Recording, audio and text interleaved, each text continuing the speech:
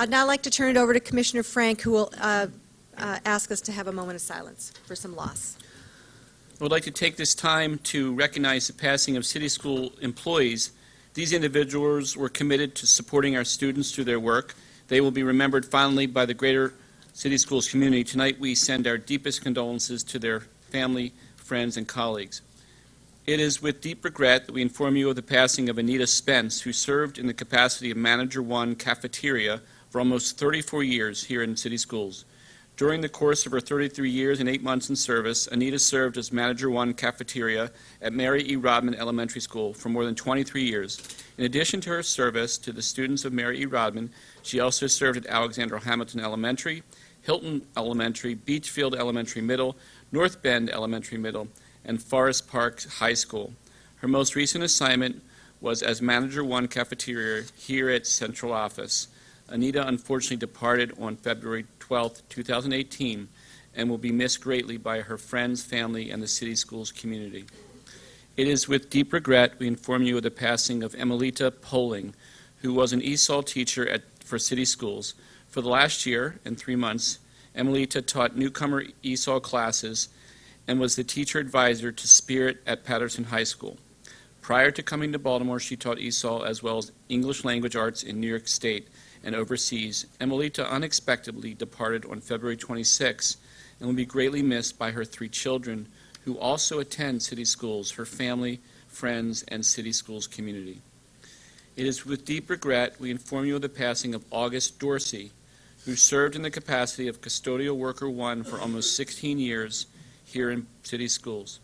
During the course of his service, August served as Custodial Worker 1 at Baltimore City College High School and in the Northwest Cluster 1 before serving for 9 years at Falstaff Elementary Middle School, which was his most recent assignment. August unfortunately departed on February 24, 2018, and will be missed greatly by his family, friends, and City Schools community. Let us pause for a moment of silence.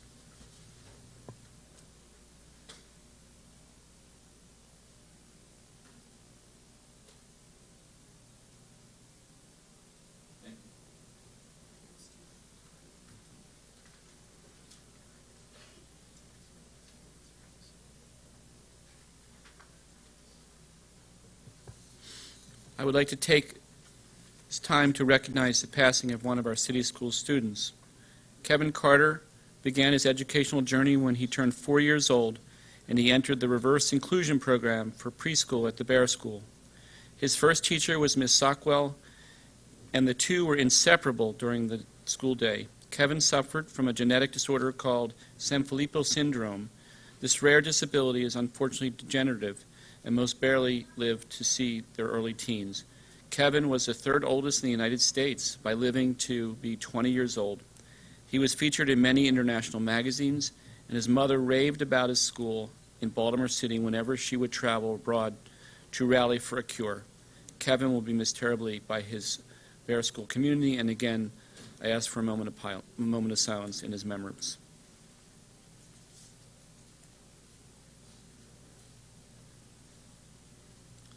Thank you.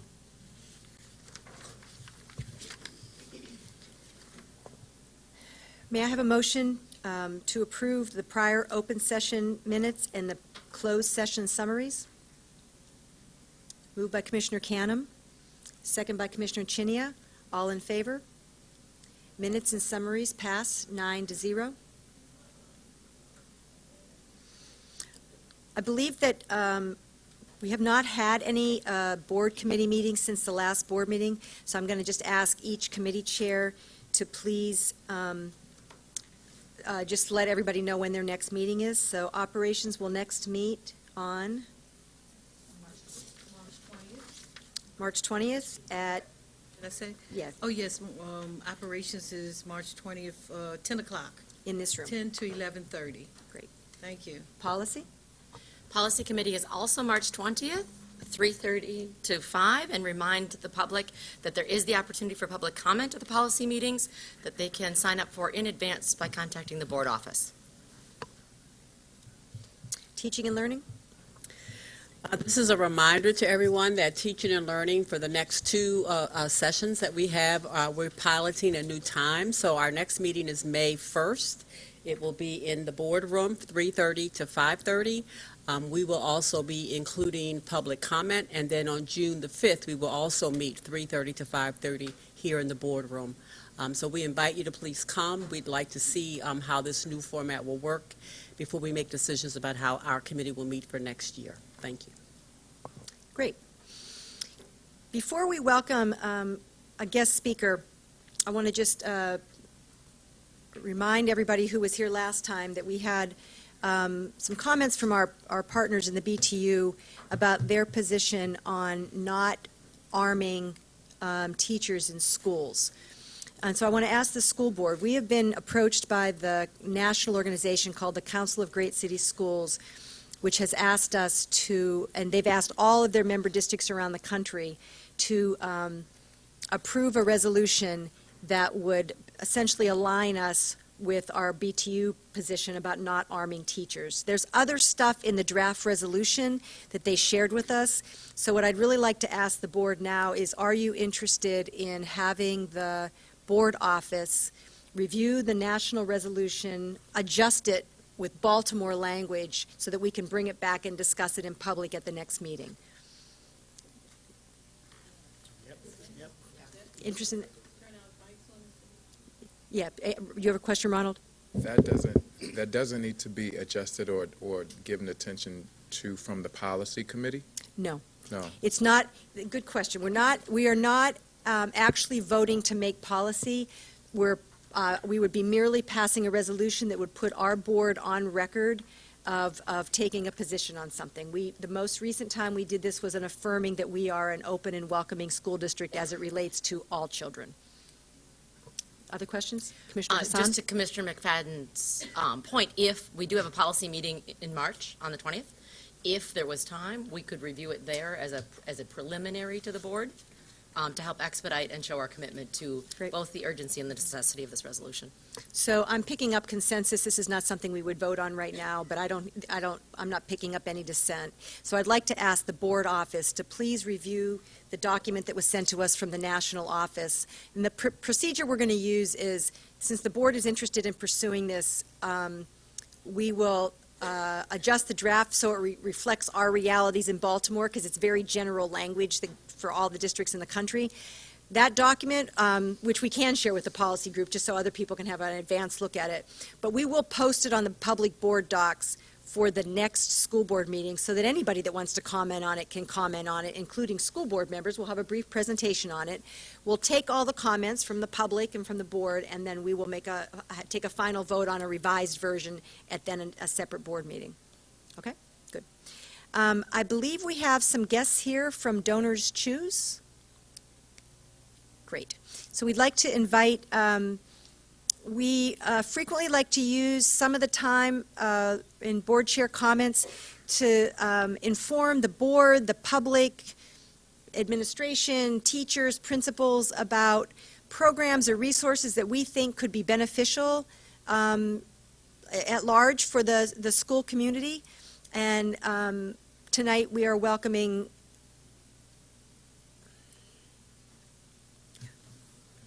Hi, Tonight we're welcoming our partners from Donor Choose. So if you could introduce yourself and then you can do your presentation. Thank you so much. I'm Katie Bisbee with DonorsChoose.org, and I helped expand DonorsChoose.org to Baltimore City 11 years ago. So it's really an honor to be here, and thank you to Commissioner Cannon for inviting me.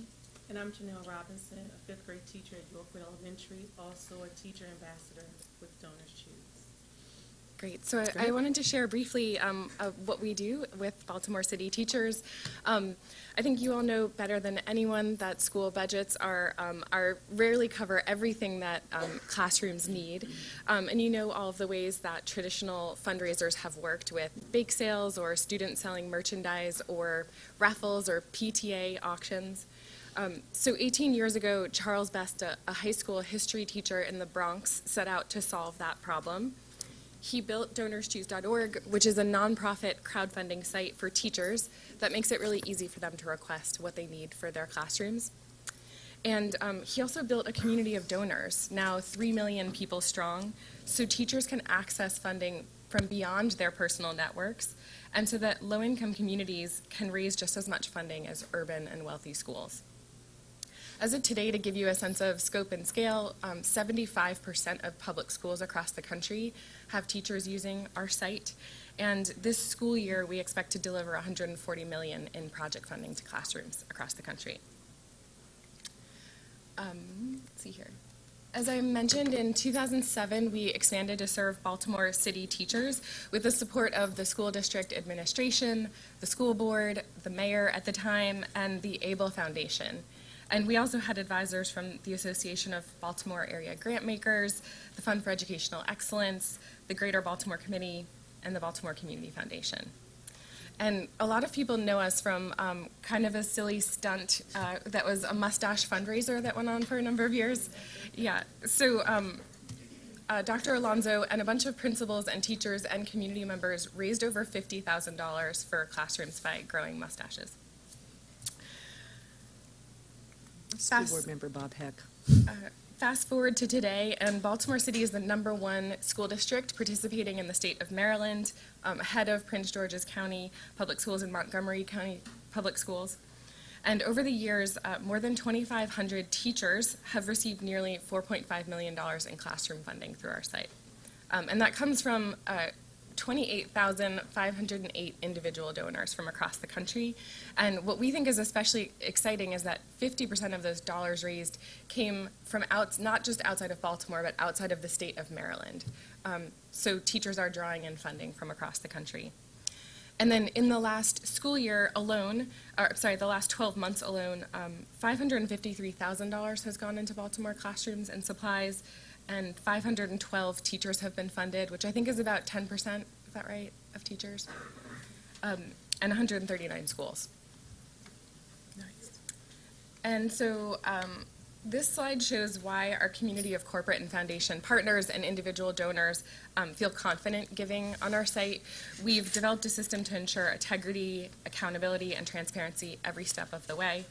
So this means when a teacher submits a project for funding, we verify the school and we vet their essays. The teacher identifies every item they need down to the vendor and unit cost, so we can give that information back to the school district. And when a project's funded, we do not give cash ever to teachers. We ship the supplies directly to the classroom and notify the principals that the supplies are on their way. And we invite principals to let us know if they have any feedback or guidance on the projects going forward. So to bring DonorsChoose.org to life, I wanted to tell you briefly about Ms. Robinson, who's sitting here with me, a 5th grade teacher. When she describes her students, she talks about how they're lively, full of questions, and courageous. I've also seen her describe them as high energy, clever, hardworking. And she's posted a bunch of projects and gotten them funded, but 3 I wanted to call out that fit into the school district's blueprint. The first is she received project-based grade-specific books for STEM, so she could combine literacy and STEM lessons in the classroom. She received supplies for her students to make mindful jars to teach her students about reflection and emotion, focusing on the whole student. And then she has received a project to focus on staff leadership. So Ms. Robinson has a master's in early childhood education, as well as a master's in STEM, and she still is learning. She requested a trip to the Students Who Are Wired Differently National Conference so she could learn the tools and strategies to guide students in small working groups. And to brag on her a little bit, she started posting projects in 2009 and has had 48 projects funded, raising over $21,000 for supplies for her classrooms.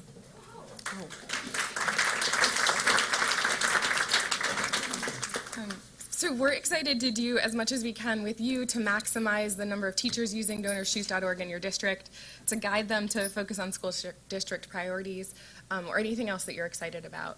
And Ms. Robinson is happy to answer any questions you have about her experience with DonorsChoose.org, and I am as well. I have a question. Yeah. Where do you find the time to do that? I You mean, that's a need lot. You'd time. have to almost be doing that constantly. I do, sometimes it depends. I do spend after hours doing it, but it's something that I really need and want for our students, and I make the time for it. So how do you let people know that you've posted it? So you posted on Donors Choose, then do you also let other people know that they can do this? Like, how does it work? How does it work? It's basically, because if you're clearly a pro at this and you're so successful, so I'm curious about how you're doing it. After it's posted, it goes live. They do have Facebook feeds as well. Some do Twitter, so it does socially, so it goes out into a network, and people from all over just donate. Once a donation has been posted to your project, it emails you, you thank that donor. Once it's fully funded, you then write a summary of your gratitude for it and how you look forward to using it. And when your project is finished, then the children write thank you notes to the donors, so we never know the person's address. It goes back to Donors Choose. They disperse it to the donors. You also post 6 pictures, and the teacher writes an impact letter. So it shows all the donors how you use the materials and how the students benefit from those. Now, I'm going to say something that, I'm not a teacher, so maybe this is a bad idea, but have you been asked by other teachers? I know we do a lot of professional development around here. Have you been asked by other teachers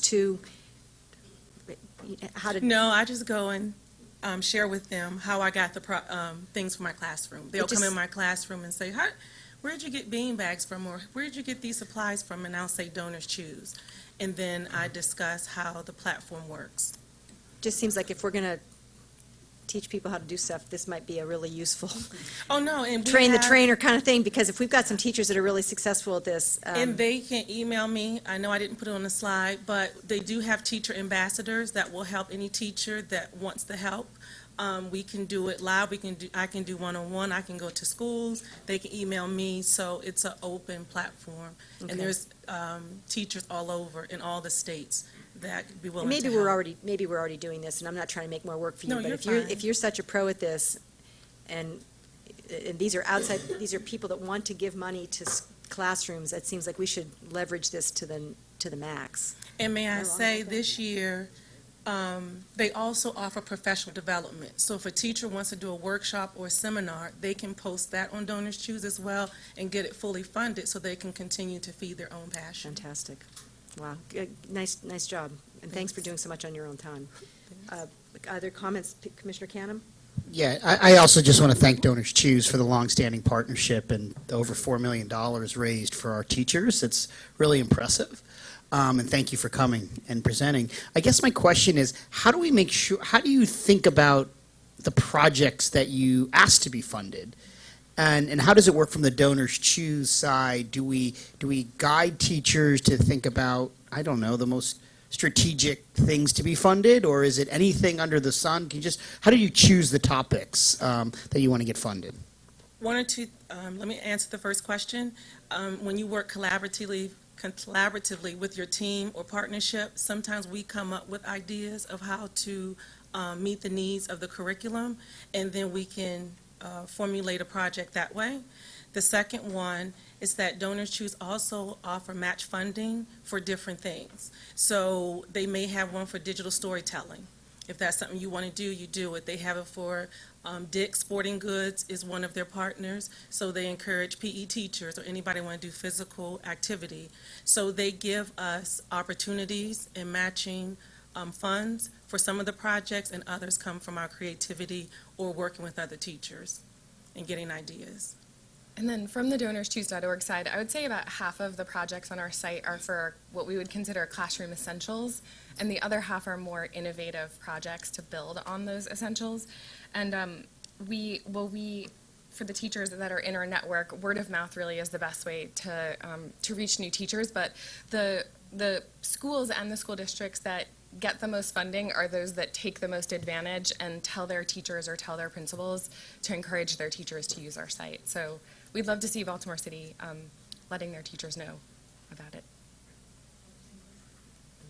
Hi, I just, want to say it's always wonderful to see teachers take initiative and go out and solicit support on their own. I do, though, and I think this might be a place for follow-up for us, either through academics or human capital. I actually would be interested to know what kind of recent kinds of communication or outreach we've done broadly, kind of what your assessment is as a teacher, like have you heard anything or is it just because you know? And also would love to know from your perspective, where's the place that you give feedback to us as a district to be able to really leverage this in ways beyond just teachers know it's there and if they do it, they do it. Okay. That's fine. So if you just let me know, I'll be more than happy. But what's your assessment? Do you feel like most teachers, before you tell them, know that Donors Choose is an avenue, or is it something that's still not that many people know about? Some do and take advantage, and others hear about it but say, I don't either have the time, or they feel that if they may have posted a project in the past and it wasn't funded, they kind of give up and not revisit it again. So we try to encourage them to try it one more time with a different outlook. And then once they get that first funded email, congratulations, it kind of snowballs from there. Okay. So that's good.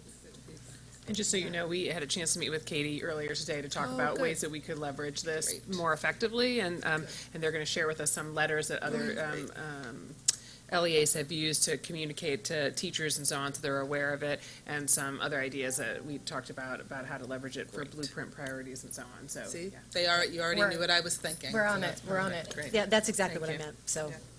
Other comments, questions? Terrific. Ronald? I just want Or- to celebrate you as an educator, as a fellow educator who's in the work and being very resilient and tenacious in making sure that your students have the resources that they need. I have several colleagues who have done Donors Choose campaigns. So I just want to applaud your resilience and you sticking to it and being there with your young people, because it is you who we depend on to make sure that our young people are educated and competitive, regardless of the resources that you may be given. You don't just take those, you go outside of that to make sure that our young people are taken care of. So I just want to appreciate you as an educator to an educator, because I know that it can become tiresome trying to find resources, but putting in that extra work truly makes the difference for our young people. So thank you so much. Thank you. Thank you. Thank you all so much for having us.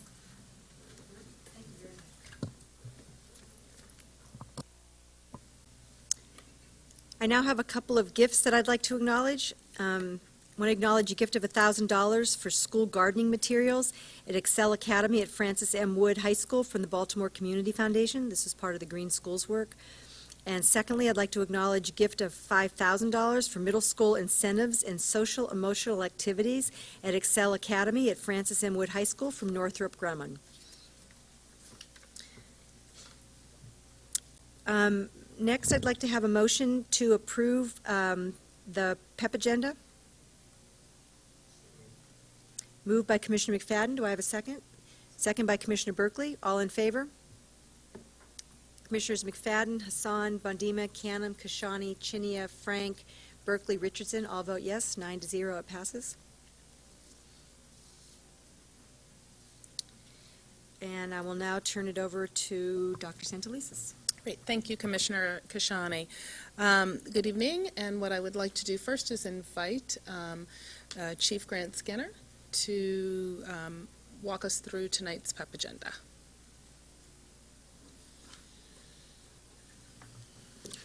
Good afternoon, Commissioners and Dr. Santelises. We have 3 appointments this evening. First, Samuel Rather II, currently principal at Kelvin M. Rodwell Elementary School, is appointed to be principal of Kelvin M. Rodwell Elementary Middle School, a 21st century merging school, effective July 1st.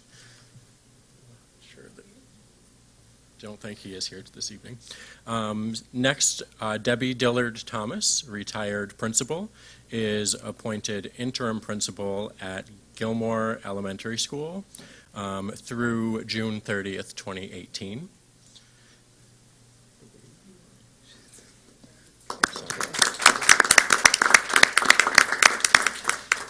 And third, Megan Kashton Meshlinsky, currently lead teacher at Booker T. Washington, is appointed coordinator for Title I in our data monitoring and compliance team, effective July 1st.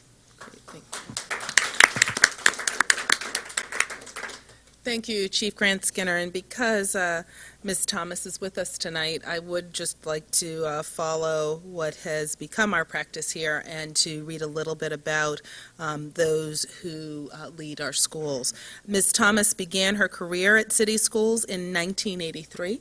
She served as teacher, guidance counselor, assistant principal, executive assistant in the Office of Student Support and Safety, and principal before retiring in 2015. She was able to build strong community partnerships and connect the arts to daily instruction. Her strong belief in students' social emotional well-being created success for students at the elementary level and middle school, including service at Medfield Heights Elementary School and Booker T. Washington Middle School. I appreciate Ms. Thomas's willingness to step in to lead at Gilmore on an interim basis through the end of this school year. Thank you, Principal Thomas. Now, moving on, for this evening, the next thing that I would like to do is to congratulate 3 of our boys' basketball teams on an outstanding achievement.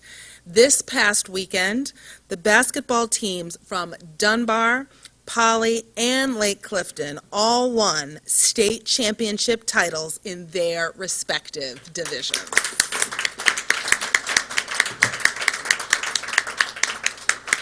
This is an amazing accomplishment and a wonderful highlight for City Schools. All of us here, including those teams, I want to let everyone know that we will be inviting the teams to an upcoming school board meeting so that we can recognize them in person, celebrate them, but I wanted to express our congratulations really for sweeping 3 of the 4 boys basketball divisions in the state of Maryland. Congratulations. It's wonderful. It's now my pleasure to announce also that 2 City School students have been selected as 2017 Bezos Scholars. Each year, 12 exceptional U.S. rising seniors and their teacher mentors from across the country are chosen to participate in a year-long leadership development program that includes a local community change project. And I want to point out that it's 12 students across the United States, not just at the city, not just across the state, but across the United States. And the fact that 2 of these scholars for 2017 are from Baltimore is an incredibly remarkable accomplishment.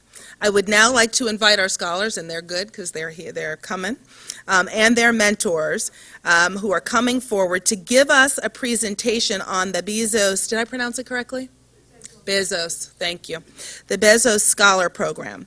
So, and I'd like to welcome Bezos Scholar Isaac Spokes and his teacher mentor, Regina O'Neill of Baltimore Polytechnic Institute, and Scholar Andrew Altman and mentor Jennifer Gaither from Baltimore City College. Welcome tonight. And first, what we do, I'd like to hear from, we'll give the opportunity to hear from the students and their mentors. But first, oh, actually, it's not a video. You guys are going to walk us through the PowerPoint? I will turn it over to them now. Thank you. Okay, so the Bezos Scholars Program is a program that serves to inspire and challenge young people to start acting on their passions and collaborate with their community to address community needs. Could you just, I'm sorry, could you introduce yourselves for the board? I named your name, but they don't know who's who. Okay, I'm Isaac Spokes, and this is my mentor, Regina O'Neill, and this is Andrew Altman and his mentor, Jennifer Gaither. So the Bezos Scholars Program is in its 14th year. They gather students and educators from around the country to join in a week of discovery and dialogue at the Aspen Ideas Festival, which is a festival in Aspen, Colorado, that brings together leaders in their fields from around the country and around the world to speak about their topics in panel discussions and Q&A sessions and TED Talk-like talks. And then after that, the teams all return back to their home communities, and they start to create change projects that address a certain community need that they feel is necessary within their respective communities, and those are known as local ideas festivals. So each year, as you mentioned, there are 12 students and their educators selected from around the United States, and 1 educator and 5 students from the African Leadership Academy in South Africa. During the Aspen Ideas Festival, there are also a supplementary 30-ish hours of leadership curriculum that they go through with us. We have leadership development projects, trust building activities, and just activities that help us to develop our leadership skills as students. Each year there are 5,000 new attendees to these local Ideas Festivals, and that includes Ideas Festivals from years past, because the goal of each Ideas Festival is to become an annual event. And so far there are 145 local projects that have begun, and many of them have continued to become annual events and have gone year after year. And so there are now 13 years worth of strong alumni throughout the globe. So this year, the topics of the local Ideas Festivals are listed there. My topic, and I believe also the topic of Jennifer and Andrew, is equity and educational opportunities. And so we're going to talk with you about our specific projects this year. So my project focuses on creating a website that will help, that will be posting videos specifically around our International Baccalaureate or IB program. These videos are going to start out in Spanish for students and parents to help understand what the IB program is, to understand what our extended essay is, which is a massive 4,000-word essay that IB students write by their senior year, towards the end of the senior year, and basically these videos will help anyone as we move on throughout the project. We're hoping it will be in English and other languages to help students from all backgrounds understand how the IB program works. But for right now, we're just starting out in Spanish. So that's basically what it is. Our Ideas Festival is going to look more like a number of different presentations, all to be held on one day, in which we're going to invite educators and students alike to discuss specifically equity in education with regards to English as second language learners and all students, so that we can kind of level the playing field and increase the amount of kids who are eligible to go to these schools like Poly and City. Are there any questions about either the Bezos Scholars Program or about our local Ideas Festivals? I have a question, and if you said it, it didn't sink in. Is there a mixing of the students from the United States and the students from Africa? Yes. Can you say a little bit more about how that works? And I apologize if I missed it. Yeah, so the program, it's in Aspen, Colorado, and so they bring the students from the United States and the students from South Africa for the same festival, and we do all the leadership development training together as a team. So the students from South Africa come here. Yes, they come to the Aspen Ideas Festival. Have you found that have you gone to your festival? You've gone to your festival. Yeah, it was this past summer. Yeah, past summer. So have you found that after the experience together in Aspen, has there been any ongoing connection you have with any of the students that you met in South Africa, from South Africa? Yeah, we have a group chat that goes on, and we all talk about our college acceptances. We talk about how senior year is going, and so we've kept a good dialogue with them, and we talked about what our local Ideas Festivals are looking like. And the kids in South Africa actually get together and do one big local Ideas Festival, I believe, in South Africa, as opposed to in their respective countries, because they come from around Africa to go to that school. So they're not all South African? They're not, no. Okay, great. And a few of them have been accepted to college here in the United States, so it'll be nice for them to reconnect with their American friends that they made over in Aspen. Very nice, very nice. Commissioner Frank? Just a question, are you as mentors Baltimore City teachers, or what is your connection to the Bezos? Yes, sir, we are. Okay. I'm the librarian at City. And I was Isaac's AP Spanish language teacher. Thank you. Commissioner Canham? Thank you so much for coming. So yesterday I was at City College and met with a group of students, the Somos students.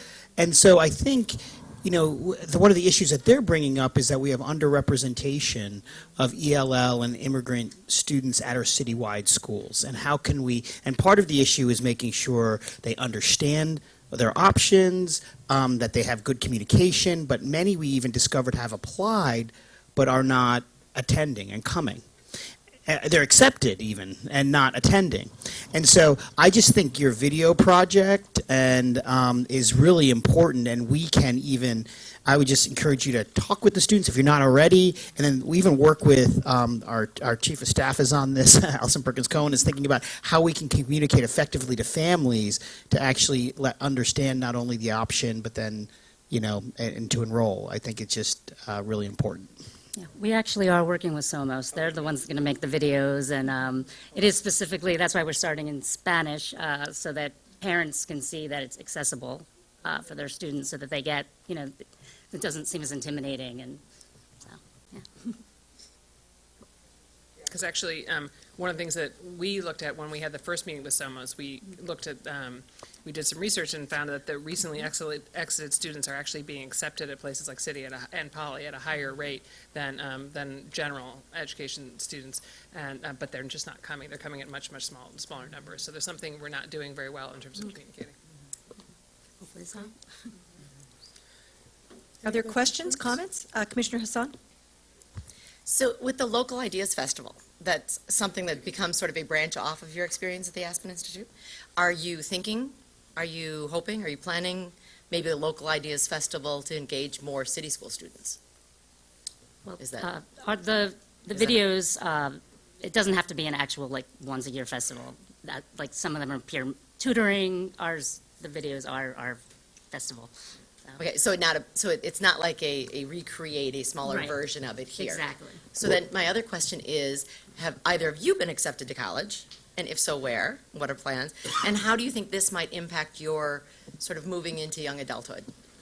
Just a quick comment on your first question, actually. So our festival is similar to a smaller Aspen Ideas Festival. And so one of our goals is to bring in a lot of students from around the city and teachers and parents to start just engaging everyone to start talking about equity in education and just create a discussion.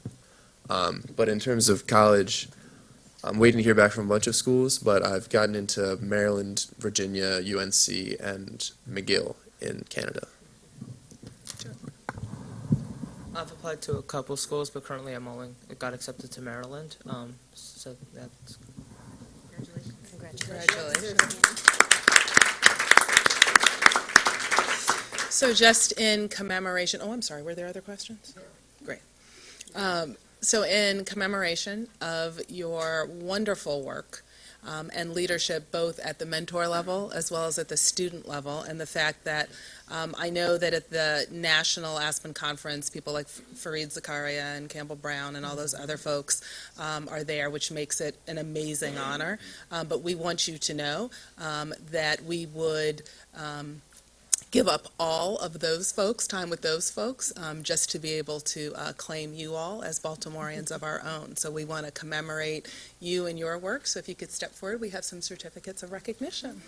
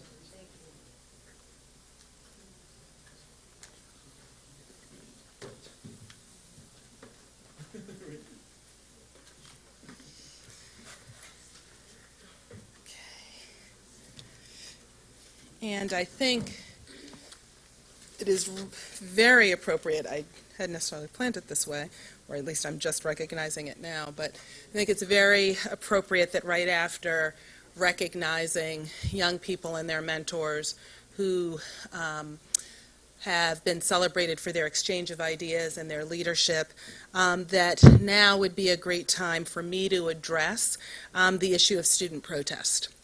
Last week, or 2 weeks ago, I made comments that we released, but I think it's important to reiterate, particularly given the anticipated protest scheduled for tomorrow morning, not only in Baltimore City, but across the state and across the country, that is part of our commitment to student voice, which is, in fact, embedded in the area of literacy.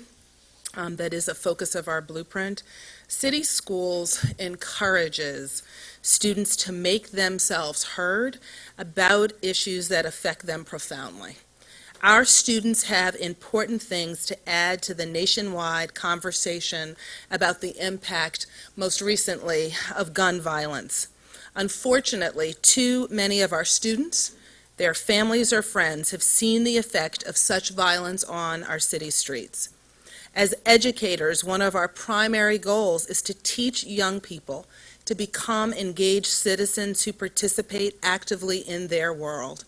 And it is our obligation to provide them with the opportunity to voice their concerns in a safe environment.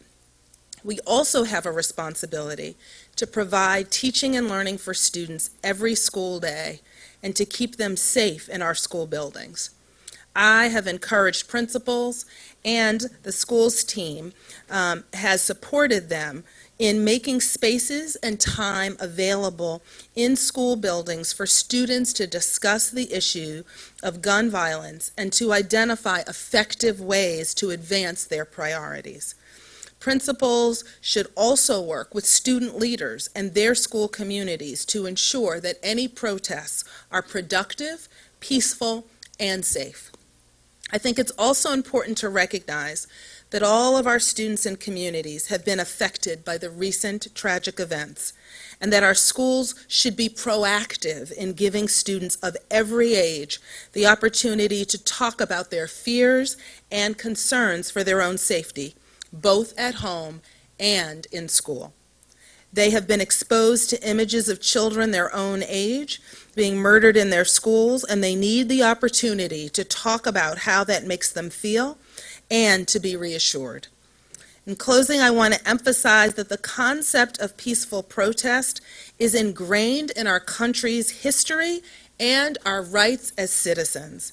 The ongoing debate on the proliferation of guns and gun violence is an opportunity for our young people to engage in a productive learning experience, as well as the development of their own leadership and their own voice. City Schools supports all of these goals, and we support our students and schools in their efforts to work together to express their opinions on this or any subject in a safe, productive forum. This concludes my remarks for this evening. Thank you, Commissioner Kashani. Thank you, Dr. Santelises.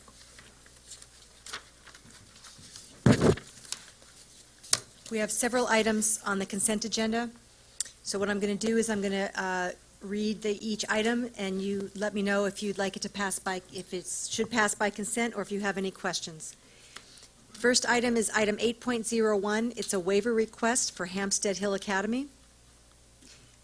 Commissioner Frank, what's your question? The question was the waiver wasn't clear. What was being asked? Okay. So we'll pull that item, and when that item comes, we'd like staff to comment on what the content of the waiver is. Second item is the 21st Century School Buildings Plan Annual Report. Yeah, I'd like to pull that. You say your questions, and then I have a couple as well. My question is about the naming on the co-locations of the buildings. Okay, so we have a question on the namings, and Just so you're aware, that there is a plan for that to be a presentation to the board and then a vote. that wasn't entirely clear because it's on the. I apologize. It's on the That action is- items. That is what's expected. So that will not be on the consent agenda. We'll have our questions during the time of the presentation. The third item is the school calendar waiver. Commissioner Frank? Again, I found the language unclear as to what is being requested. Okay, so we'll pull that. There will be no items that go by consent because there are no appeals and hearings and there are no procurement items tonight. So we will pull both waiver requests for the school calendar and the Hampstead Hill. We'll return to them at a later point in the agenda.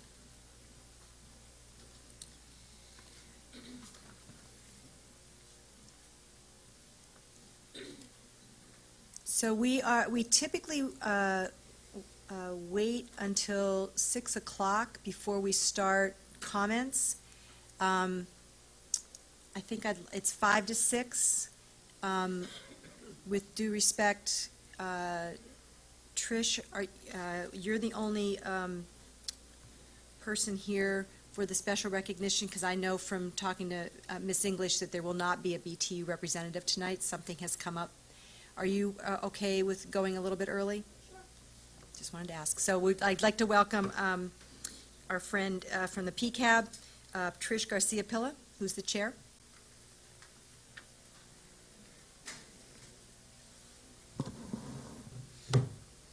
Good evening, Commissioners, Dr. Santelises, and other administrators. Just really quickly, PCAB did have our private board member meeting at the beginning of this month, and we had Joseph Strake came and talked directly to us about the school police policy, and we had a very long conversation with lots of feedback. However, we still plan to really dig deeper as a board, as an advisory board, into the school police policy and the general orders, and give written feedback on that to Joe before first reader, not by the time we gave him all of our feedback at our meeting. By the time it's presented, I think next week or soon at policy committee, if I'm not Martha, is that correct? mistaken. Right. So that is just a little update from us about that. We did, just because it's on the agenda, I wanted to say that we did give quite a bit of feedback on the tuition. We had a quick presentation about that too, even though I know that was decided last year. And we talked about, we got a presentation last year, and we also got a just an update presentation this year.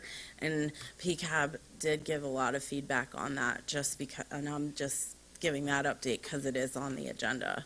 Okay. And let's see, so that takes us to our next meeting, which is this Thursday, March 15th, at 6:30 in this room. We will be having Laura Jones. She is a manager in the office of the Chief Academic Officer, Office of Teaching and Learning, and she will be giving an update on the literacy curriculum audit and community engagement. There were public forums last month surrounding that, and so she's going to be coming to PCAB and giving us an update from those forums and what's going on with the literacy piece of the curriculum. So if you really want to get deep with curriculum, this is the week to do it, because tomorrow is a public forum on math and art curriculum at the Baltimore Design School. I believe that starts at 5, and it goes from 5 to 7. And then PCAB, we have literacy update. So dive deep this week into Baltimore City Schools curriculum, if you'd like. And then just a little off-the-cuff piece. Downtown Baltimore Family Alliance is promoting PCAB this week, and they are having a little happy hour at 5 o'clock at Terra Cafe to promote us and get people to know who we are and what we do. I'll be there, and hopefully a couple other members will be there to answer questions, and it be really casual in advance before our meeting on Thursday. So that's at Terra Cafe, Thursday at 5 o'clock. You can RSVP on Downtown Baltimore Family Alliance's Facebook page for that. Thank you. That's this Thursday, yes. So Trish, thanks for everything that you do, but I think the policy committee, the staff, a lot of different advocates have spent a lot of time, because we made a big commitment to trying to do right by the police policy. Yes. And so can't say enough about how much we appreciate how deep you dig, because that's what we want Thank you. everybody to do on that. Yes. A couple years ago, when we said we were going to step back and do a comprehensive look at the discipline policy, the police policy, we've gotten some feedback and some ideas from Teachers Democracy Project on a kind of a broader frame around restorative practice, and I think we're taking that comprehensive look very seriously, but it does require to do it well for people to really dig in. So Right. can't thank you enough. Right, and so because we're still in process, if folks have things to say about it, they can reach out to us at pcab@bcps.k12.md.us. No, I think as many avenues as possible, because Right. the policy committee created a special forum. I think we're trying to create as many avenues for input, because it's very complex. Right. The general orders is not a small document, No, as it's you now not. know. So thank you. Any other Thank you. questions or comments for Trish? Thank you. Thank you very much.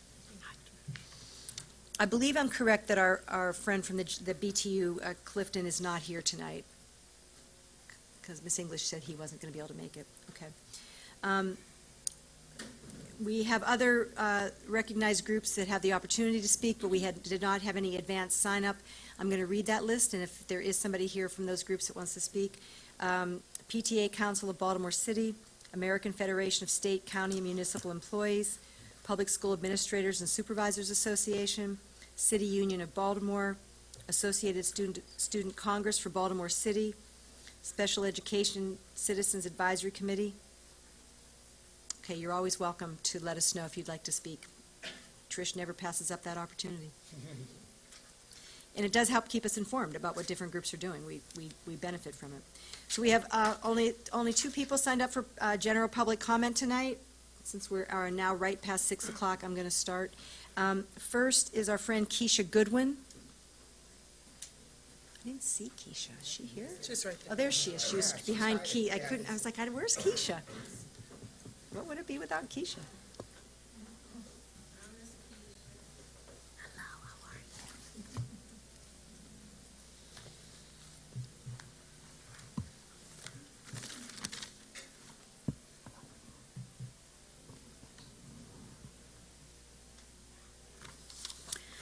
Good evening, Board. Good evening. I am a parent, homeowner, and educator. This evening, I'm commenting on funding practices by the district. I noticed the district is restricting funds from traditional schools. Dr. Thornton was well aware of the impacts, thus filing a countersuit. After he was paid to leave silently, traditional schools encountered an almost 30% deficit. The district is not adhering to the counterclaim. Instead, it is bowing to the lawsuit by the 46 schools currently receiving $999 million subtotal funding from the district. A strategic plan, which I have noticed so far when it comes to restricting funds, are changing the Title I target from a flat rate to a tier system, changing the threshold of Title I targeted. The federal is 30%, BCPS was 36% a couple years ago, and now is at 45%. Changing ELL from a flat rate to a tier system, not applying the 1.6 multiplier to the 125 schools that only receives $385 million from the district. If the multiplier goes above 100, this signifies the extreme need for students. The higher the percentage, the greater the need. If it is above 100, stop at 100%. Changing from low achievement, which accounted for 81% of our students, which schools receive $800, to poverty using direct certification, which only covers 55% of our student population. Let's not forget the laying off of teachers, PSRPs, and hall monitors to hire temporary employees as intervention specialists, which is one of the job descriptions for Title I staff, who is highly qualified and effective with an accountability system from the federal government. These tactics have instabilized schools. The district is creating circumstances that produces poverty in schools where we already have children coming from home with poverty circumstances. Yorkwood elementary teacher just sat up here and said that she wrote or asked for donors' shoes to donate money to her school, to her class. She is one of those 125 traditional teachers. Why should she have to need $21,000 to help fund her class? There's a major problem here.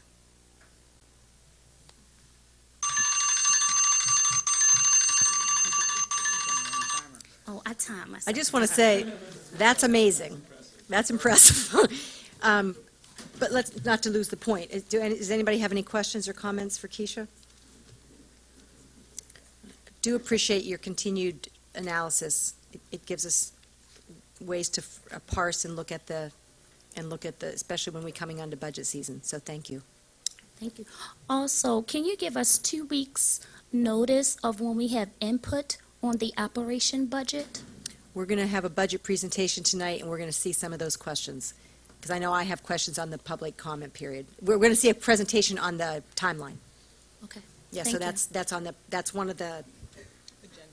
of the information and discussion items, and we're not too far from that now.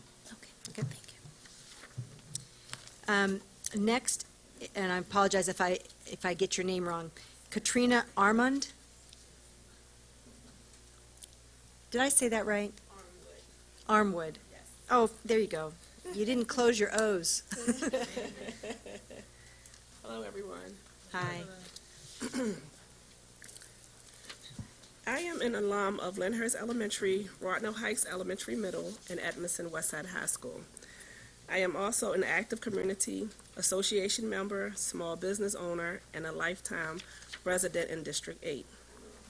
My family and I have been stakeholders in the community since the late 1950s, and we continue to have a strong interest in all activities that impact the family-oriented neighborhood. It was mentioned that Lyndhurst Elementary and Rodno Heights Middle Schools are merging fall of 2008 into a new 21st century school building. It was also mentioned that a name change is necessary in order to accommodate both communities. However, a comprehensive possession was not conducted to get feedback from all stakeholders. We are designated as a community school, and the community must be involved at this magnitude. In order to achieve a high participation in voting on a new school name, an effective approach must be conducted to bring awareness to all stakeholders. In addition to voting on a new school name, the community is requesting to have input in the name selection. The community is also asking that the name change be put on hold until a comprehensive possession is conducted with accurate feedback from all stakeholders. Thank you for your time, service, and your consideration. Thank you. My name is Beverly Reed, and I'm also I live in the community. Push the button. In here. My name is Beverly Reed, and I'm also a stakeholder in a community. I live in the community. My brother went to 88. I went to Emerson High School and graduated in 69. My children went to Rodno Heights because of the zone at that time. We were still living in the village, but at that zone, we were zoned into Rodno Heights. What I'm asking is the same thing, that we all get together as a one party, along with the students and the teachers, to find out exactly what we can name. Because when I moved to the village was very prosperous. And now we see it going down.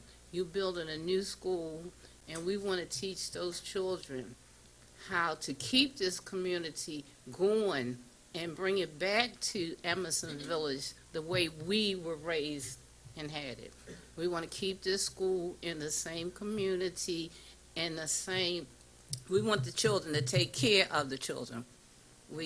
Y'all spend a lot of money on this, and we want to invest all of the community, the churches. I can bring St. Bernardine's in on the community meeting, because, we were raised in St. Bernardine, So there's a lot of people that, and church members and stuff like that in there. So please give us some time. Thank you, and I appreciate the letter which documents. So I know we have a couple of people who have questions. Start with Commissioner Hassan. Thank you very much. I appreciate your concern and your investment in the community is really respected.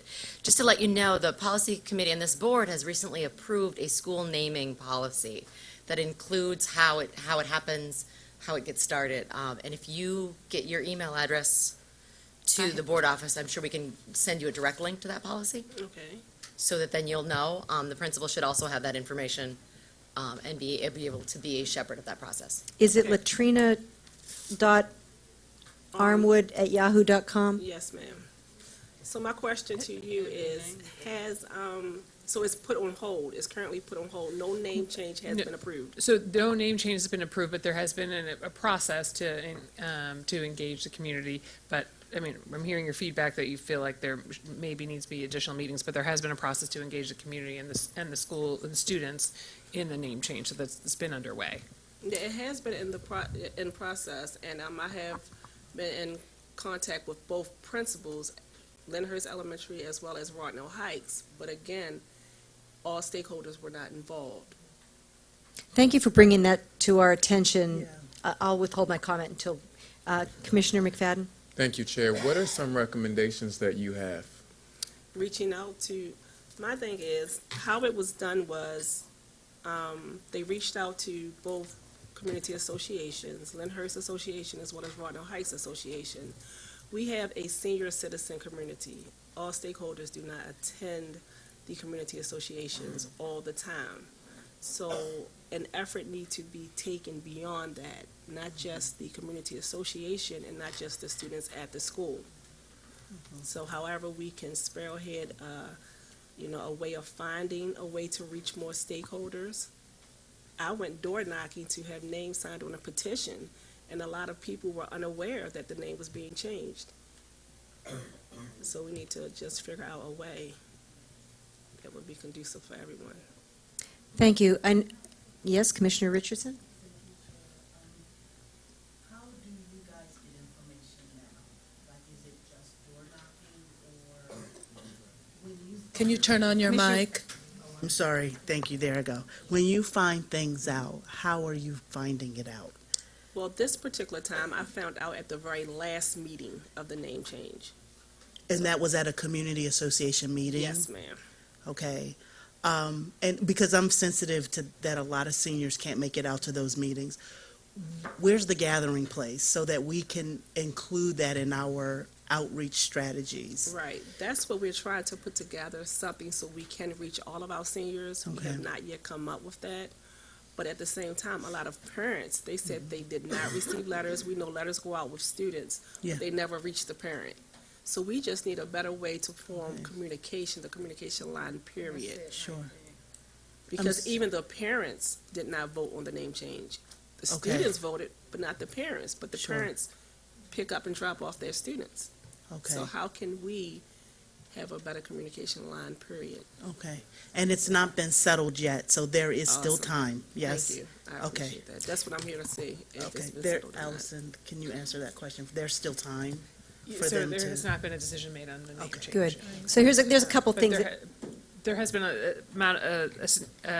some engagement. I'm texting right now to staff to make sure that they're, I believe to relay their. I believe a suggestion was submitted. From my last understanding, at our last meeting, Nicole Price did mention that she was submitting her proposal to have the name change be accepted as Wildwood Parkway Elementary Middle Community School. Which is what the students voted on. Right, but all students did not vote. Dr. Barnes said 4 classes from her elementary school did not vote. So let's do this. This has been very helpful, and thanks, Allison, for being on top of this right away and for the different questions. I'm sorry, my mistake. One more question, sorry. Just a Commissioner comment. Bondima? Yeah, I left Cherry Hill and I grew up Emerson Village. Awesome. 750 Grantley Street. Oh, okay. Oh, yeah. How did 1966 graduate of Emerson High School. Okay. So now you All know. right, alone. Okay. I couldn't wait to say that. All Okay, it was a few years ago.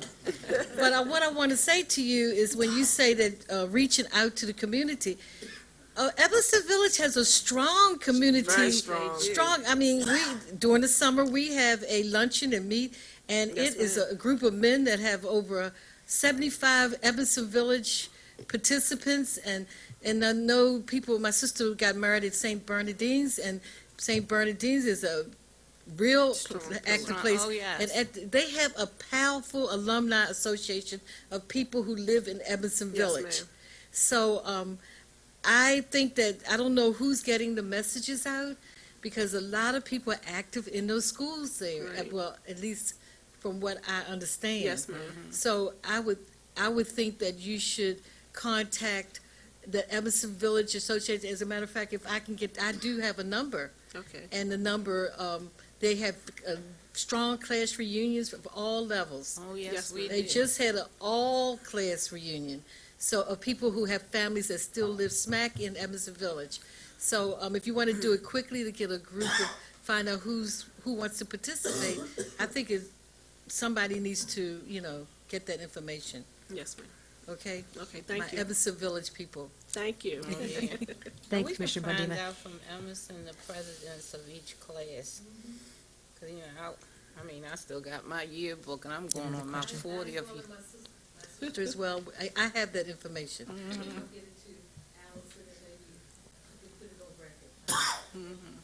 Commissioner McFadden? Who can we connect her to so that she may be able to contribute to the conversation? Or Yeah, that's what I'm get going some to folks wrap this up and do Okay, that, because I think thanks. that's what we want to do, especially you. since this decision hasn't been made. Let's just acknowledge that the 21st Century Schools Office does a tremendous amount of outreach to try to do this. And so while we acknowledge and appreciate that you came forward, I don't want to imply that they haven't tried, because these Yes. are complicated process. And so it is very, very helpful when you come and let us know, hey, we need a little bit more time here, so that's terrific. So I would say, my bad?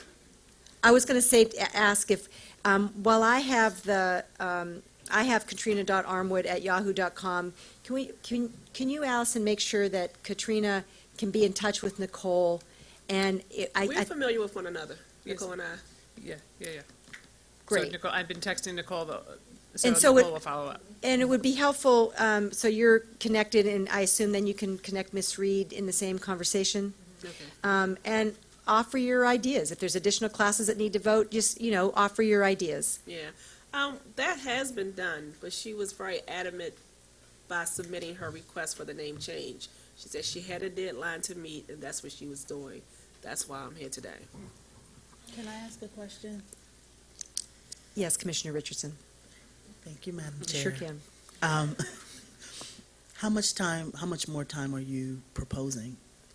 I want to reach out to the principal and just reach out to the community. How can we go about doing it the proper way so everyone can be involved? So we can't start all over from the beginning. Correct? Right, so I want to kind of meet you halfway so Yes. that you feel like you and, the folks who feel that they haven't had a voice in this Yes. can have a voice. So what's a reasonable amount of time that we can consider? I would say 30 days. Okay. This is a school that's scheduled to open when? April. Right after spring break, so the ribbon cutting is a week from Saturday, so. So that's too long. And there has been a process going on for a while, and the time pressure is about the signage, so, we need to have signage on a school, and so we do need to make a decision, so that's part of the time pressure, is we're gonna be opening a school right after spring break that we haven't ordered a sign yet, so we need to This decide. process has been going on for months. Months, yes, it has been. Yes. So there has been a lot of engagement of various stakeholders. So I don't have the full list with me right now, but I know there has been, I've been in several meetings to getting updates about what's been going on in terms of engaging the community, so there has been a lot of engagement around this. And there's been engagement of the students at both schools and voting of schools. There's been a list of various names that were considered, so it's been going on since at least November, I think. I believe 2 names were submitted for the name change, but the community did not participate in actually choosing a name. We were forced to vote between 2 names. And then Lyndhurst Elementary suggested a whole nother name, but Rodno Heights had already voted before their selection was even introduced. Then the community came up with another name, Rodno Heights. And 21st Century School introduced the Village Community School. Then they also introduced Wildwood Parkway Community School.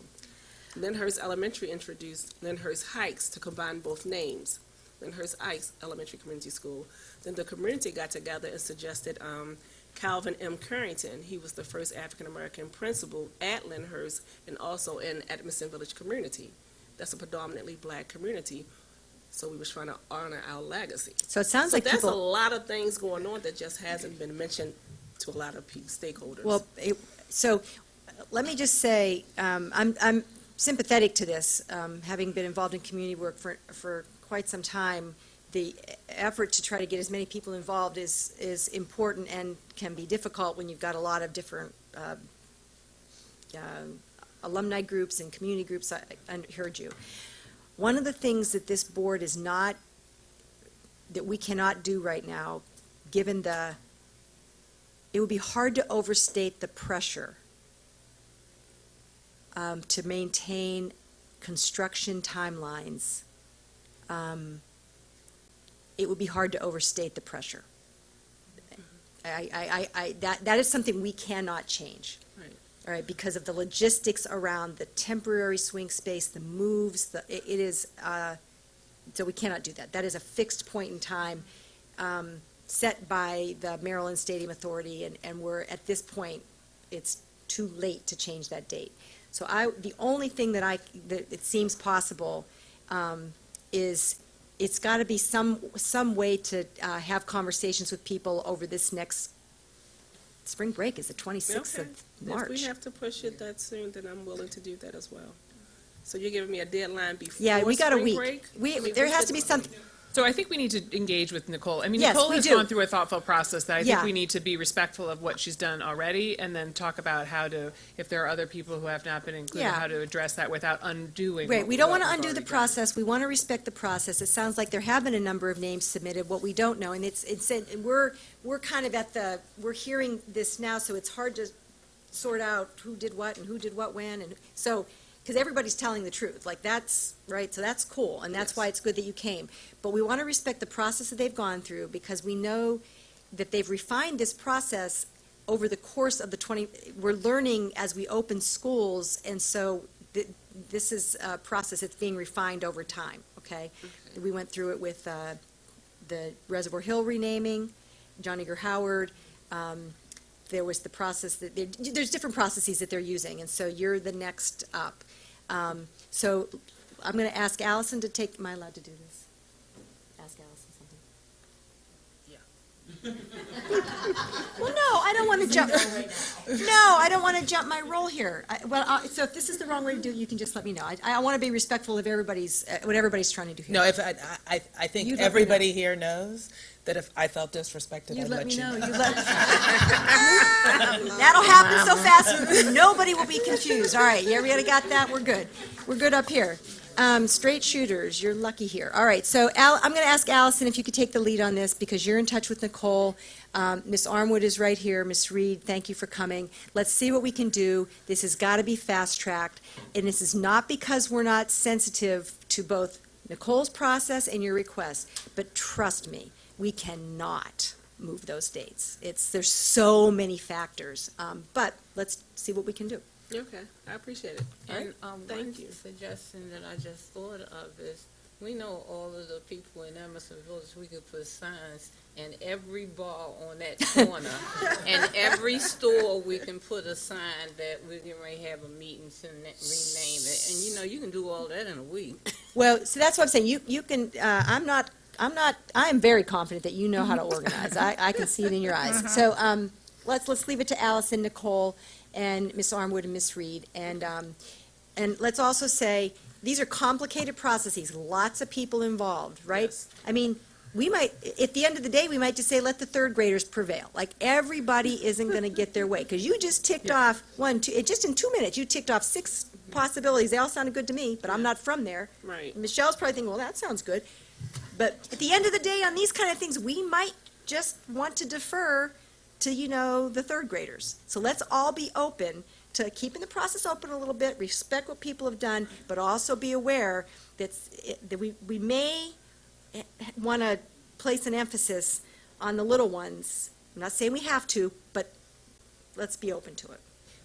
But I just want to clarify that I think we're talking about making sure that we engage the community Yes. around what has happened so far, because if decisions have already been made in a way that people have been, we cannot undo decisions that have been made when we did engage in a voting process. So I don't want to, we've had some people at the table who've already made a vote, so we just have to think about that. So I don't pretend to fully understand the whole process, but I think we have to leave open the possibility that the decision may be that there's been engagement of a range of people. That's fair already. enough, and I guess what we're asking, which is why I asked Dr. Santelises, is I think it would be helpful for you to actually review the steps to make sure it passes muster with you.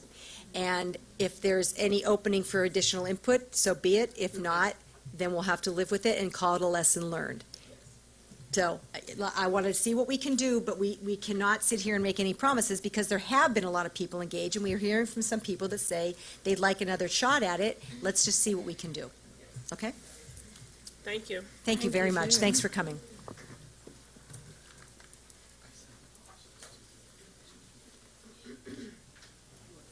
Since we pulled both consent agenda items and realized that we'll have a presentation, I'd like to do the 2 waiver requests first and vote on those. And then we will have a presentation after the 2 waiver requests. We'll have a 20% school buildings plan annual report presentation. What I'd like to do, since we don't have any consent items, the items to go by consent, is we're going to have the presentations on the waiver requests first, and then we're going to have the presentation on the 21st Century Buildings Plan Annual Report, which I believe we have to vote on. Am I correct about that, AJ?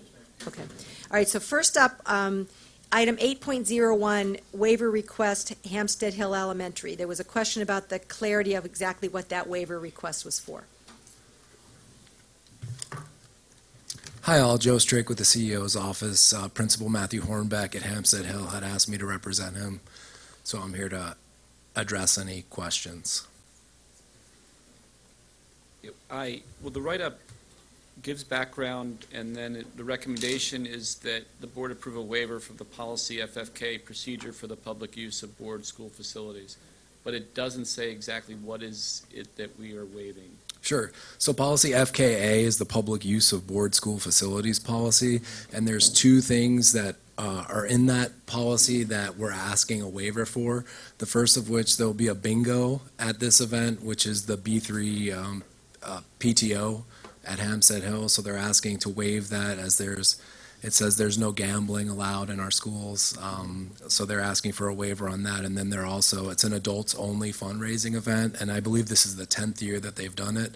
So they're also asking for the alcohol waiver as well. So that's 2 pieces that are covered in FKA. And this would have been fine on consent if that would have been in the write-up. Okay. Thanks. I'm fine with it. Do I have a motion to approve item 8.01, waiver request for Hampstead Hill Academy, waiver request of policy FKA?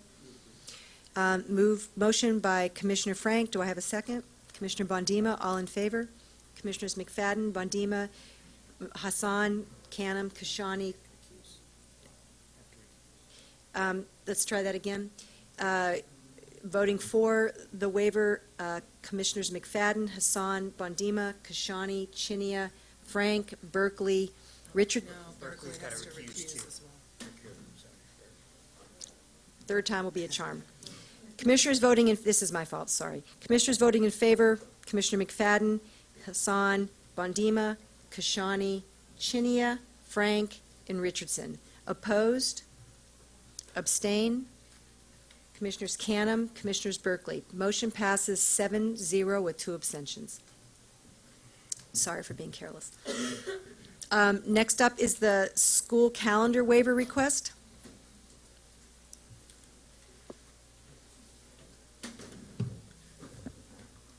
Thank you. So my question is, I think the waiver is to seek a waiver from the 180-day requirement. So my question is, we are approving something less than 180 days, is that correct? So we're at a place now where our recovery plan has 3 days and we've used 4. So we're asking for the approval to seek a waiver of the 180-day requirement. We'd end up with 179 days. Again, it would have been helpful to say how far down we were going, but I'm fine with that. Thank you. Okay, thank you. Commissioner Canham? I guess, so what happens if the waiver, so what happens if it gets denied, right? We give this to the state and they can say, no, you have to have 180 days, and then we can't go after June 15th. I think a lot of inquiring minds want to know from teachers and students and all that, and parents. The state board meeting is on March 20th, so we would have some indication by March 20th, and then we'd have to reassess what options would be available at that time. The other ones on the table would be potentially the first day of spring break, which is a very short timeline for everyone to rearrange their schedules, or any other holidays or professional development days that are left in the calendar, and at that point, we'd be looking at Memorial Day. And I would just like to, I'm sorry, I would just like to say realistically, it would probably be Memorial Day. Because to give families 24 or 48 hours notice before spring break begins is, in reality, incredibly impractical. Commissioner Frank? Thank you. And then I'm sorry. Commissioner Bondima? Commissioner Frank? So this is the recommendation of the district, and I think it's the one that has the least amount of impact on our teachers and staff and students.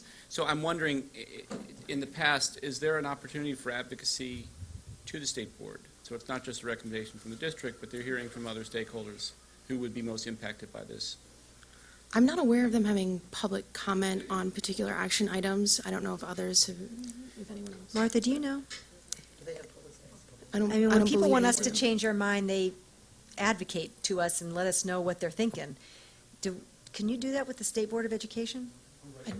There is a public comment opportunity with the state board, absolutely, and they also do respect written communication. Yes.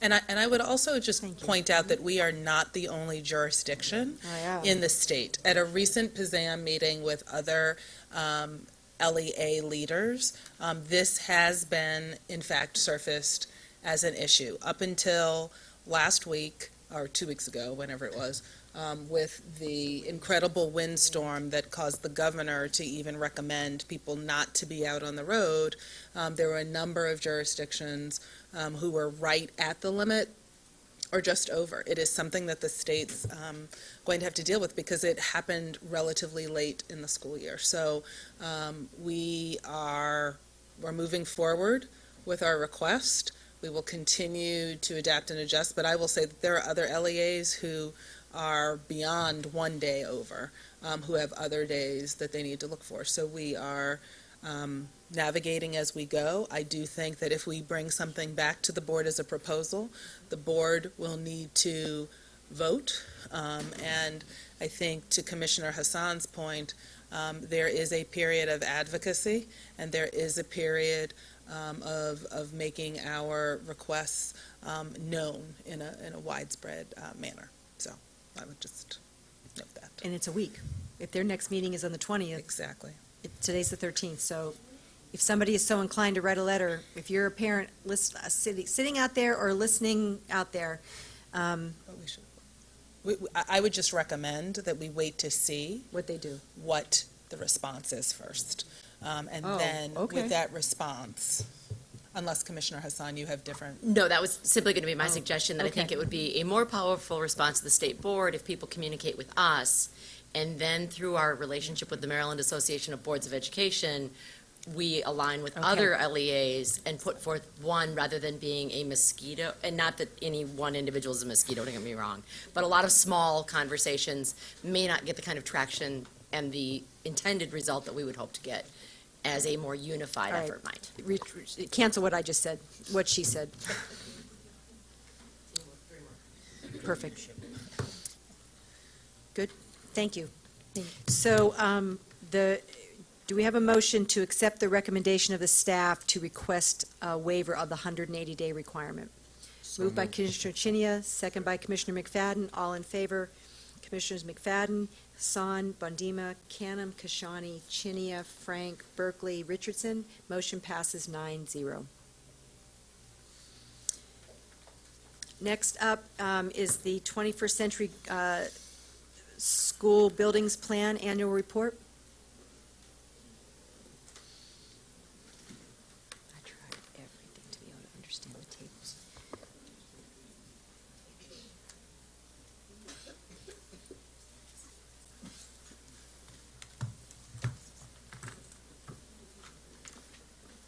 Good evening. Is this working? Just make sure that works. Nope, there we go. Okay. Good evening, I'm Sherry Vincent, the Interim Executive Director of the 21st Century School Buildings Program. Sorry, there we go. And I'm accompanied by? Good evening, Lynette Washington, Executive Director of Facilities. So we have a PowerPoint that we can generally breeze through, I think, for you. Go forward with this. There we go. So we're going to give you a brief summary of the much larger report and some important dates and milestones that were achieved in this past year. The 10-year plan legislation, of course, and the 2013 Memorandum of Understanding framing the 21st Century Buildings Program requires an annual report. The report is to deliberate on or to provide information on the progress of replacements, renovations, closures, target utilization, and maintenance planning. In the year 2015-16, adjustment to the submission date was made annually from October 1st to January 15th. We did not achieve that date this year. There was a change in the executive director position, and there were several key positions on the staff that were vacant for several months, and so the report was submitted late, but it is before you now. The table of contents summary, I can get this to come up, there we go. Basically, it starts with an executive summary outlining the highlights of the 2017 program year, followed by an overview of the activity for each of the 21st Century schools, both Plan Year 1 and Plan Year 2. Program management, the staffing and procedures, project control software, program audit and oversight, followed by procurement and the MBE participation, and the MOU partner committee updates for 2017 with the 4 major committees: the Executive Committee, Coordinating Committee, Stat Committee, and Collaborative Committee. And then information on public relations related or around primarily Inspire, which is part of the Department of Planning that looks at the quarter-mile radius around each of the 21st Century schools for safety and traffic congestion and so forth. The program communications plan, the program website, and the social media, which has been very robust for the program this year. Program financial report, so revenues, expenditures, salaries, wages, and benefits, and telephone are all reported on. And then finally, the comprehensive maintenance plans and management system provided by City Schools Facilities.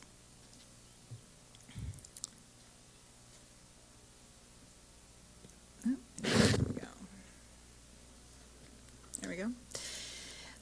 Addressing the MOU mission statement, in summary, the number of schools. We are changing the projections this past year to 28 schools being achieved in the program. In summary, 2 of the schools were opened in September of 2017. That was Frederick and Fort Worthington. 2 are scheduled to open in April of this year, and that's Lyndhurst and Dorothy I. Height, formerly John Eager Howard. And then we anticipate 5 that are in construction now and scheduled for delivery in September, to include Pimlico, Forest Park, Robert Poole, Arundel, and Cherry Hill. 2 have completed feasibility studies now and are awaiting the move to final design and construction. That would be Medfield Heights and Govans. And then we have 9, at the time this report was completed, there were 9 final schools in feasibility studies. Actually, 1 was approved last month in February, Hartford Heights, and another will go forward this month in Board of Ops Committee in a couple of weeks. For the community, incorporating the Recreation Center programming has remained a challenge, and as the revised MOU with BCRP has not been completed at this moment. In terms of utilization, there is an error on the report that should say 83%, and I apologize. It is correct later in the summary, but it says 85 here. It's 83% now. And we are requesting a reevaluation of the target utilization rate, and we will talk a little bit about why that is. Exhibit 6, which lists the closures and surplus space. 2 buildings were voted in this past year for program closures and surplus, and consolidations other than that remain on track. The 2 that were voted on were Westside and Rognell Heights. Largely due to their construction schedules, the dates were changed for those 2. Maintenance planning, the comprehensive maintenance plan was completed. The CMMS continues to be implemented, and the individual BMPs, the best management practices per school project, are current. Local hiring and MBE, local hiring commitments are 257 now for 9 projects completed or under construction. And MBE participation is average. Sherry, if you could, this presentation the PowerPoint's very well put together. If you could just hit the high points. Okay. Because I think that we should always assume that the board has read it, and then I think when I emphasize the things that really you want to jump out at us. Okay, no worries. I think overall the health of the program is good. We are on track. These Plan Year 1 schools are pretty much on schedule, except for Dorothy I. Height, which is opening in April, and Lyndhurst as well. They were moved to the spring of 2018, had been scheduled to open earlier, and then Arlington, of course, is moved in 2019. One thing to note is that the program now is looking at completing in 2021 instead of 2020. Construction spending was under budget for the year, primarily related to Arlington and Patterson, which had not started at this time. And operational expenses were up and over budget, and that is only because of the OSIP, which is the owner-controlled insurance program, which is heavily front-end funded and usually does not realize its savings until the end of the program. Fairmont Hartford, we know, is a design build that is unique in the program. The next 2 pages you can look at your leisure. They are just a recap of the status of each of the Plan Year 1 and 2 schools. Can you just remind me of what GMP development means? I know I should know, but I can't remember. Oh, guaranteed maximum price. There you go. Yeah.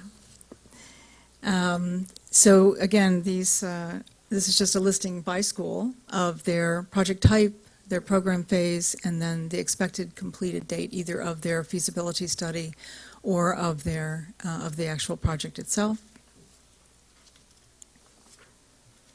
And then it's followed by a recap of where the remaining feasibility studies are. As I said, Hartford Heights went into February, Calverton is due this month, and then the remaining schools will wrap up feasibility studies either in April, mostly in April, and a couple may spill over into May. and then those will be done. Then we'll go to the utilization target rate. Annette, did you like to speak about that?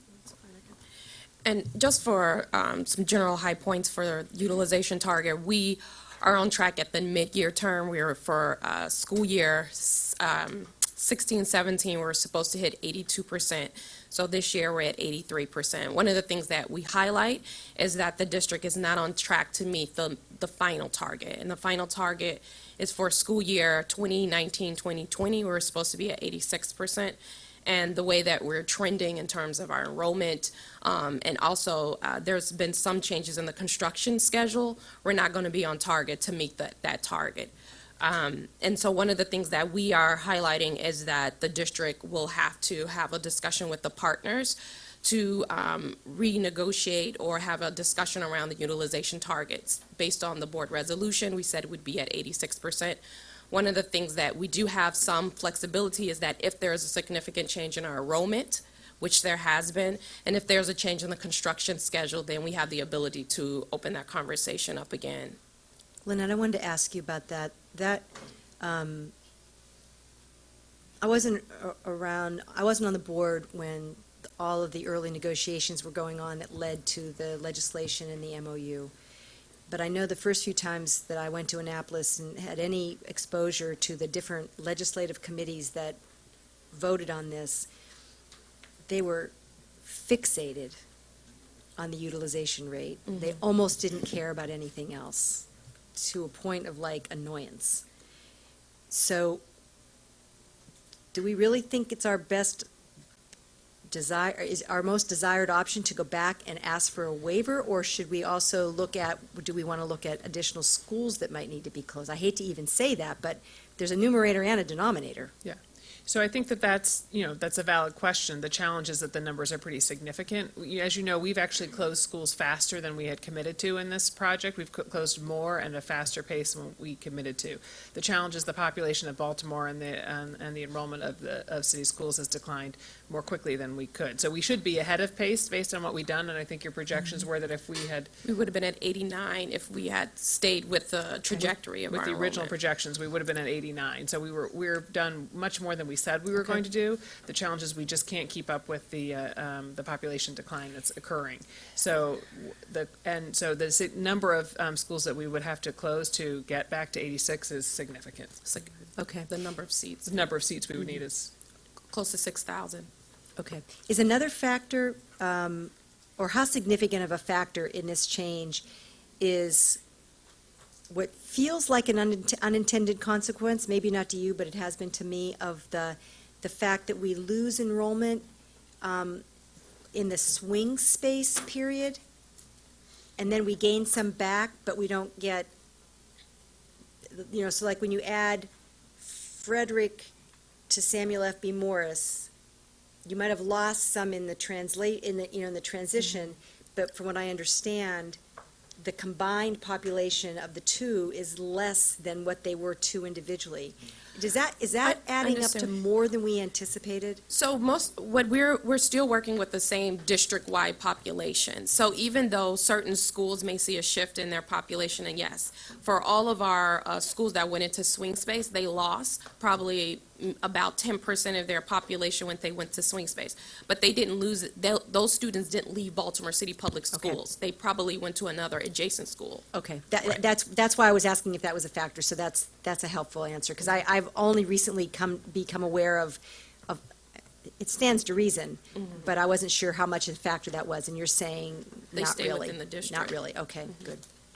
Thank you. Any other questions? I didn't mean to interrupt, but I was really fixated on this particular slide. Commissioner Frank? I just want to say very briefly, I thought the report was fantastic. The only thing it lacked was credits for who actually wrote it or participated, and I was so a credit to combined you effort. and Dr. Felice and the team, and I imagine the folks at Stadium Authority. It was a really well-written, very optimistic and thorough report, so thank you for that. Thank you. Commissioner Canham? I just want to make sure I heard that number right. To get back on the rate, we'd have to save 6,000 seats. So how many schools approximately is that? So I would have mean, to look to see yeah. how many schools that is. So what we do is we look at the number of seats across the Yeah. district. So that's elementary, middle, high school seats. And so we also look at the number of capacity we have. So we have, right now, we have a capacity for about 100,000 students. And so we would have to reduce that in order to get to the 86% number by close to 6,000 seats. And that's across. So that's not looking at individual school buildings, that's just across the Yeah, district. it's across, I got it. Okay. Thank you. Thanks, Sharon. I'm going to just skip over a number of slides here that just lists the other information that's contained in the larger report. And actually, I don't even need, I'm just going to go to community and communications. So again, this past year, our outreach and community engagement was very robust, and just for the benefit of the two new commissioners, and I know that Commissioner McFadden had an opportunity to hear about this recently, but just the fact that community engagement begins well before the feasibility study starts and continues all the way through feasibility study and into the design and construction phase. So we really do try to incorporate comments and participation from all the major all stakeholders who want to come to the table during that process.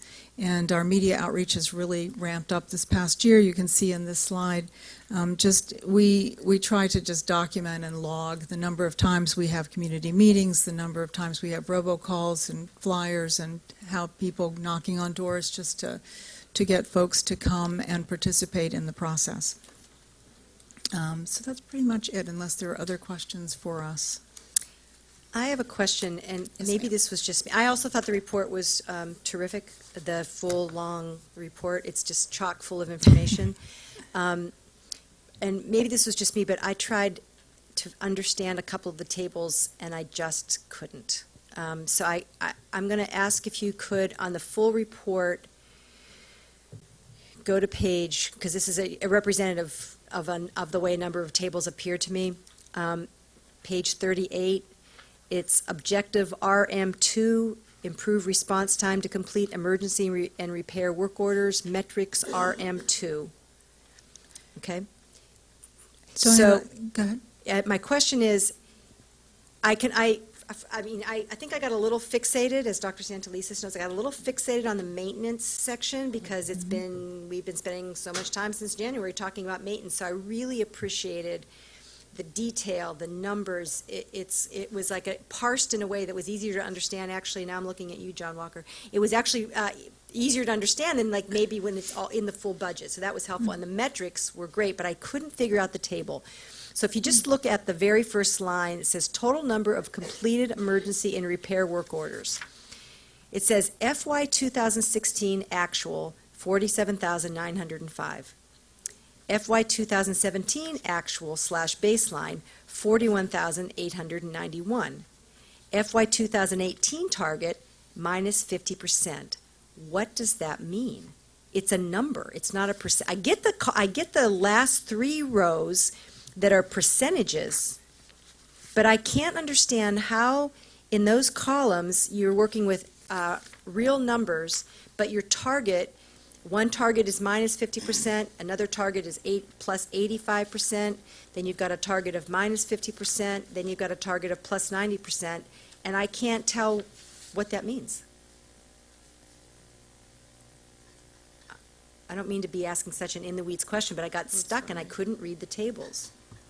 So these tables are basically what is the actual number of work orders that were completed for that particular year. Right. And so then the target numbers are, I mean, I think that those numbers that say targets aren't actual targets. That's, so it has a target here, but it's not, like we're not targeting to reduce, our work orders at that percentage, at a particular percentage.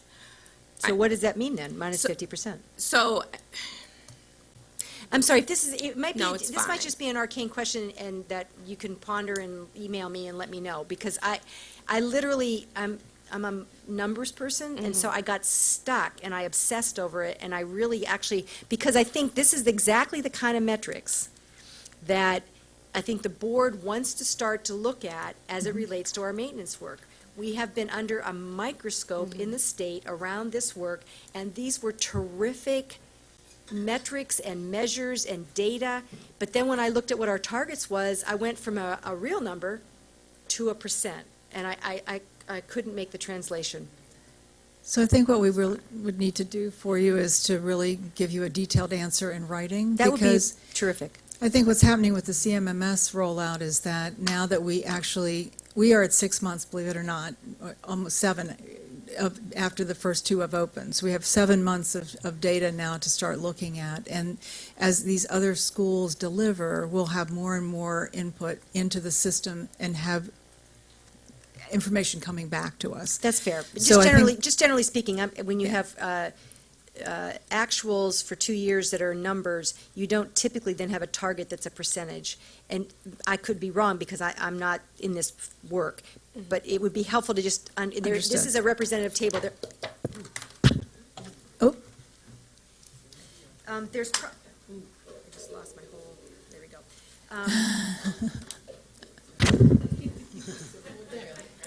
You are a numbers person. We got That's you very Dr. excited. Santos's way of saying, you'll get back to me later. There you go. She wants me to stop asking this question. That's a joke. She's not saying that at all. She just spilled her water. Yeah, she was pretty clear. So, I can wait for an answer. Yeah. But there were like 6 or 7 tables that felt like that, and I couldn't make my brain understand what it was saying. Okay. So we'll say Commissioner Bondima, because that's I'm very related, and then brief we'll go to because Commissioner this is Cannon. one of my concerns that I saw is when we start using percentages, and I think I talked about that several times at our meetings. The percentage, I don't understand. I don't think that we should be switching, but you're going to submit the document so we can understand it better. I have the Yes. same problem. And just as a overview, some of these different targets were things that we agreed to at the very beginning with the state as a part of the MOU. And so as we're going through the process, as Sherry is saying, and doing the implementation of it, some of the targets don't make as much sense. And so, but this is the metrics, and so it's included in the annual report because this is the metrics by which we agreed to during the MOU that we would track for state purposes. And so when I say that it's a 50% target, it's that these are targets that really, as we are implementing the work order system, they don't make as much sense as it was agreed to 4 or 5 years ago. Maybe a footnote on that, because that's okay.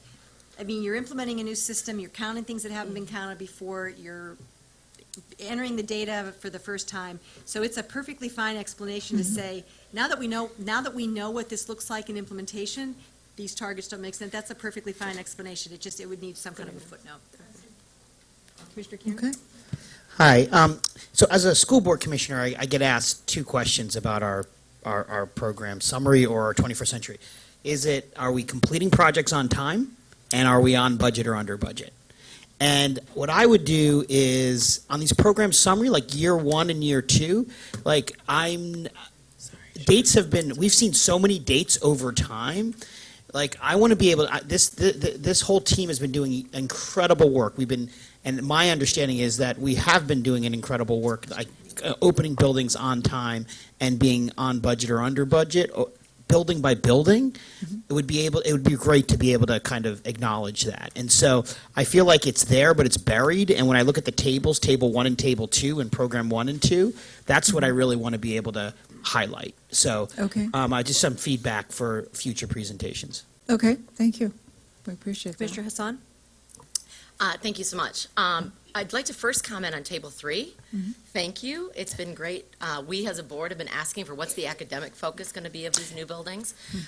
So bringing on an academic expert, as well as making that really transparent. In the future, it'd be great to see that academic focus right with the feasibility study so that we can see, are there construction implications, shape spaces, depending on what the academic focus is going to be, so that we can be really, really aware of what's happening, but also be certain that we are presenting 21st century schools as another tool to show that choice does not exclusively mean charter in this district, that we do have academic options throughout the district. So thank you for that. The other piece I've mentioned before, and I'm sure no one's shocked, is about the renaming of co-located schools. So first, want to congratulate the organization for having the sense and understanding of the fiscal responsibility of not having John Edgar Howard and a West Side occupy the same building with redundancy of staff and things like that. And also the really explicit emphasis on creating a unified school culture between those two by making it Dorothy Height. And I would like us to think about and consider extending that same best practices when we're co-locating a school that serves students with special needs. By having two separate names of schools, one program within that school that certainly by law needs to provide students with the academic, social, emotional, and healthcare services that they need to thrive, but it doesn't have to have a different name to be able to do that. And so in that, by having one name, then we're not marginalizing students based on their disability. We're not excluding them from participating in the social fabric of the school community by having a different name, a different uniform. You know, when we talked to the students earlier, the IB program at City, it certainly has very specific academic requirements and outcome assessments and goals and objectives, but it's not a different name of a school within City to somehow say these kids are not part of our community. So I would just like to go on record of requesting that that be considered seriously with the schools that are co-locating with students with special needs. Thank you. Thank you, Commissioner Hassan. Other comments, questions? Do I have a motion to accept the 21st Century Annual Report as presented? Moved by Commissioner Canham, second by Commissioner Frank. All in favor? Commissioners McFadden, Hassan, Bondima, Canham, Kashani, Chinia, Frank, Berkeley, Richardson. Motion passes 9-0. Thank you, ladies. Thank you. And I look forward to getting my tutelage on the tables. We now have, that concludes items that we had to vote, on which we had to vote. There we have two discussion items. First up is the budget development schedule update.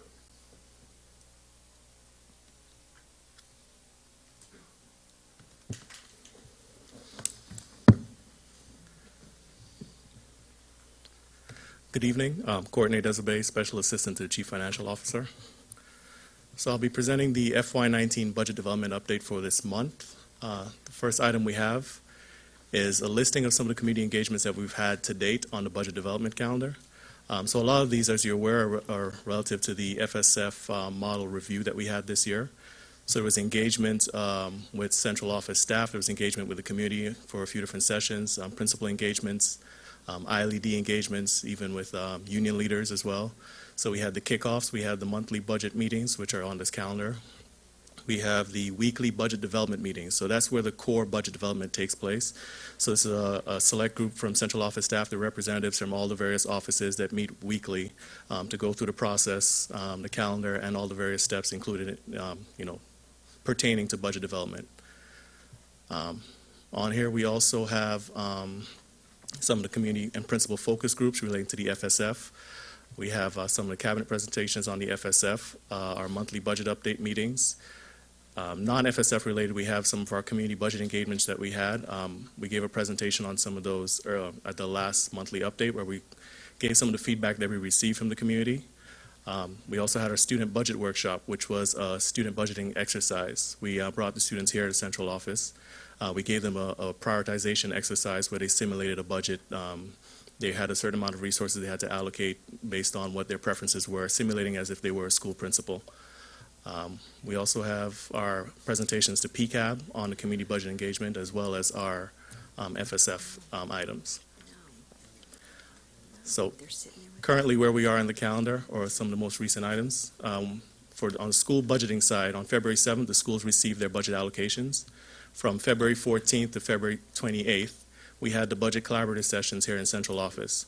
So those sessions were all-day sessions for that period. We had them from 8:30 in the morning to 5 o'clock. We brought in all schools except, I think, 3 schools who, for one circumstance or another, were unable to attend.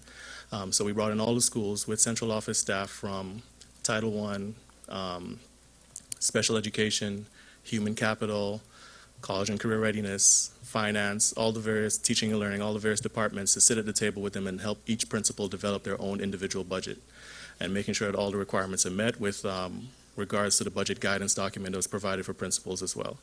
So we did this with the aim of every school submitting a completed budget by the end of the process, by the end of their specific session. Not all schools were able to do so because of one reason or another, but we had follow-ups with the schools since then. Right now, the deadline is March 2nd for school budget submission, and the deadline for approvals is March 16th, being the end of this week. As of today, we have 10 schools that are still not fully in compliance, but we are aware of what all the reasons are why they have not been.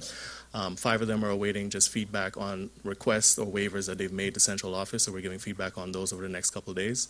The other 5 should be expected to submit their budget soon. So that leads us up to central office side of it. Central offices received their allocations about a week after schools did, so that was February 15th. Since then, we've had a number of cabinet engagements on the budgets that are proposed by the chiefs. Currently, we're going through a review process for the budgets that have been submitted. Chiefs are making proposals for what they would like to see in their budgets for FY19, and cabinet's making decisions on what those, what's going to be accepted and, what the compromises will be in those budgets. Next up, this is where we currently are in the overall development calendar, the little red line indicating right about now. So next up, we have the budget reconciliation process. So that's essentially where we take all the input from the various budget tools, the schools, the central tool, the grants tool, and we begin the process of making the information that's entered there reality. So all the position movement, all the financial movement, everything that's process-wise, making that into a proposal that we'll be taking to the board on April 24th. So doing a lot of transactional work and reconciling a lot of the information against each other. For example, making sure people are represented in the right places, that the changes that are requested are represented in the correct way, that there are no, discrepancies in the funding amounts or the cost strings, or, a lot of those little minute details that are very important to making the budget an actual, relatable document. After that, we're proposing or presenting the budget to the board on April 24th, and we should have the preliminary budget book at that same date. That's not going to be the final budget book. It's going to be the one that, we review at that point in time. The board vote would be on May 8th. And the final budget book would be available at that date. In between those 2 dates, you see we have a date scheduled for a board budget forum, which would be essentially a feedback session, is what we're proposing, where the community is allowed to see the budget that's presented on April 24th and give some feedback and any information or ask questions before the final vote on May 8th. So that's the current proposal on the calendar. The drop dead, for lack of a better term, date to submit the final budget to City Council is May 9th, so there isn't a lot of flexibility in terms of moving the dates because of that. So, any questions? Yeah. Over the last couple of years, I've been on the board 4.5 years, since we've consistently asked for more community conversations, not less. And if I am looking at this right, there's one on May 1st. After it's presented, yes, that's correct. There's one. So we're basically saying that the public is going to see this at the same time that we do on April 24th. But the only time that anybody will have a chance to come and comment on it will be May 1st? That is correct. One of the things that... Why? I'm sorry. Well, this year, that is largely due to the calendar and how things are scheduled in terms of the calendar. The calendars that we've known the 2018 calendar since, I don't know, forever. Correct. But we also had the FSF model review as one But the FSF model was about the weights. That wasn't about the... maybe I'm an outlier here. But it's one thing to understand the weights, and that was a thoughtful, some people think it was a thoughtful process, other people still think we could have done more to engage. That's a debate for another time. We've heard people on that. Correct. The difference for me between the weights and all of the technicalities that go into that, and actually, the budget is a very complicated document. Correct. And in the past, I know we've gone to schools and sat and talked about it, and the board has submitted some names for an ad hoc committee that can chew over some things with the staff. I don't even see how anybody would have a chance from the public to comment on this. I honestly, I'm having a hard time understanding what happened to the community budget forums that we've always had community budget forums. So we've had community budget forums, but they've never been on the current budget that's being presented that specific year. We've had community budget forums. we've had committee budget forums on data from previous budgets and on the budget development process, but from the point in time when the budget's actually been developed and presented to the board, we have not had a lot of engagements between the board presentation and the board vote previously. One of the items of feedback that we received very strongly from the community this year was wanting, like you're saying, more time to give feedback. And one of the compromises or discussions that we had with the committee during these engagements was during the upcoming budget calendars that we space out the time between the presentation and the vote for that purpose. So instead of giving 2 weeks like we're doing this current year, that we maybe want to look at doing a month or more so that the committee has more opportunities for feedback, one. Also, that their feedback is publicly recognized. So if they're giving, if there are types of questions or issues that are specific to, they're asking specific questions, I should say, that we're addressing publicly how we're responding to those questions and not just, privately, and that the committee has an opportunity to see what the responses are before the final vote takes place. What I was explaining earlier with regards to the FSF model, the creation of the budget that's presented by April 4th is buttressed by the FSF model review because the inputs that are put into the school tool are based on what we voted on in I understand January. that. Just the choices that the board, the way we look at but you know what, I've spoken my piece. Other people have comments on the schedule? Sure. Commissioner Bondima? I just had a quick comment. I was looking at the locations of where you're holding your community meetings, Yes. and it's not diverse at all, because you have 5 at Douglas, 1 at Digital, 6 at Poly, and 1 at Fort Washington. How do you reach out to the people at Southwest and Edmondson, and then out far, of course, Forest Park, which is Northwest, and Dunbar, and Curtis Bay and Cherry Hill? But, because these people, the community can't get to these places. So, Yes. I was wondering why you decided to hold them, because I would think you wanted more community participation. The dates that are recurring are for the FSF model, so we use the same locations for the FSF sessions. So there were 4 sessions for the FSF. They were all done at either Douglas or Poly. But I was wondering why you can't use it in other locations, so more people can participate in those areas. It's probably very difficult to come from Edmondson Village to Yeah. get to Douglas or get to Poly in the evening, around this time of the evening, for parents with families. Yeah, we absolutely can, I think, expand the number of locations, and we tried to do that with the community engagements that we did in February as well. We did one in Fort Worthington, we did one at Digital Harbor, we did one here in Central, another one in Poly again. So we tried to spread them out a little bit more, and I think that's definitely great. That's not spread out. That's not spread it out. So for the, Edmondson Village at the top, Right. Cherry Hill and Curtis Bay way at the bottom, that's south, way south. That's a big, it's difficult to come out of Cherry Hill and Curtis Bay to get to Poly. Yeah, no, I would agree, Commissioner Bondima, and I will just say, instead of, what it appears happened, and this clearly was a hole that was missed, but that there was a conflating of the SFF process with the budget process, and I think, as the chair said, they are not the same process. I think there was mistakenly a conflating, so what I would recommend is that we go back. We work with Family and Community Engagement. Did we work with Family and Community Engagement on the locations of Yes, this? the locations and the dates. And So what we need to do is, one, figure out how we are going to, and what it's going to mean is a compressed time period, because it is due to City Council when it is due. Correct. And that is just, that is the reality of the process.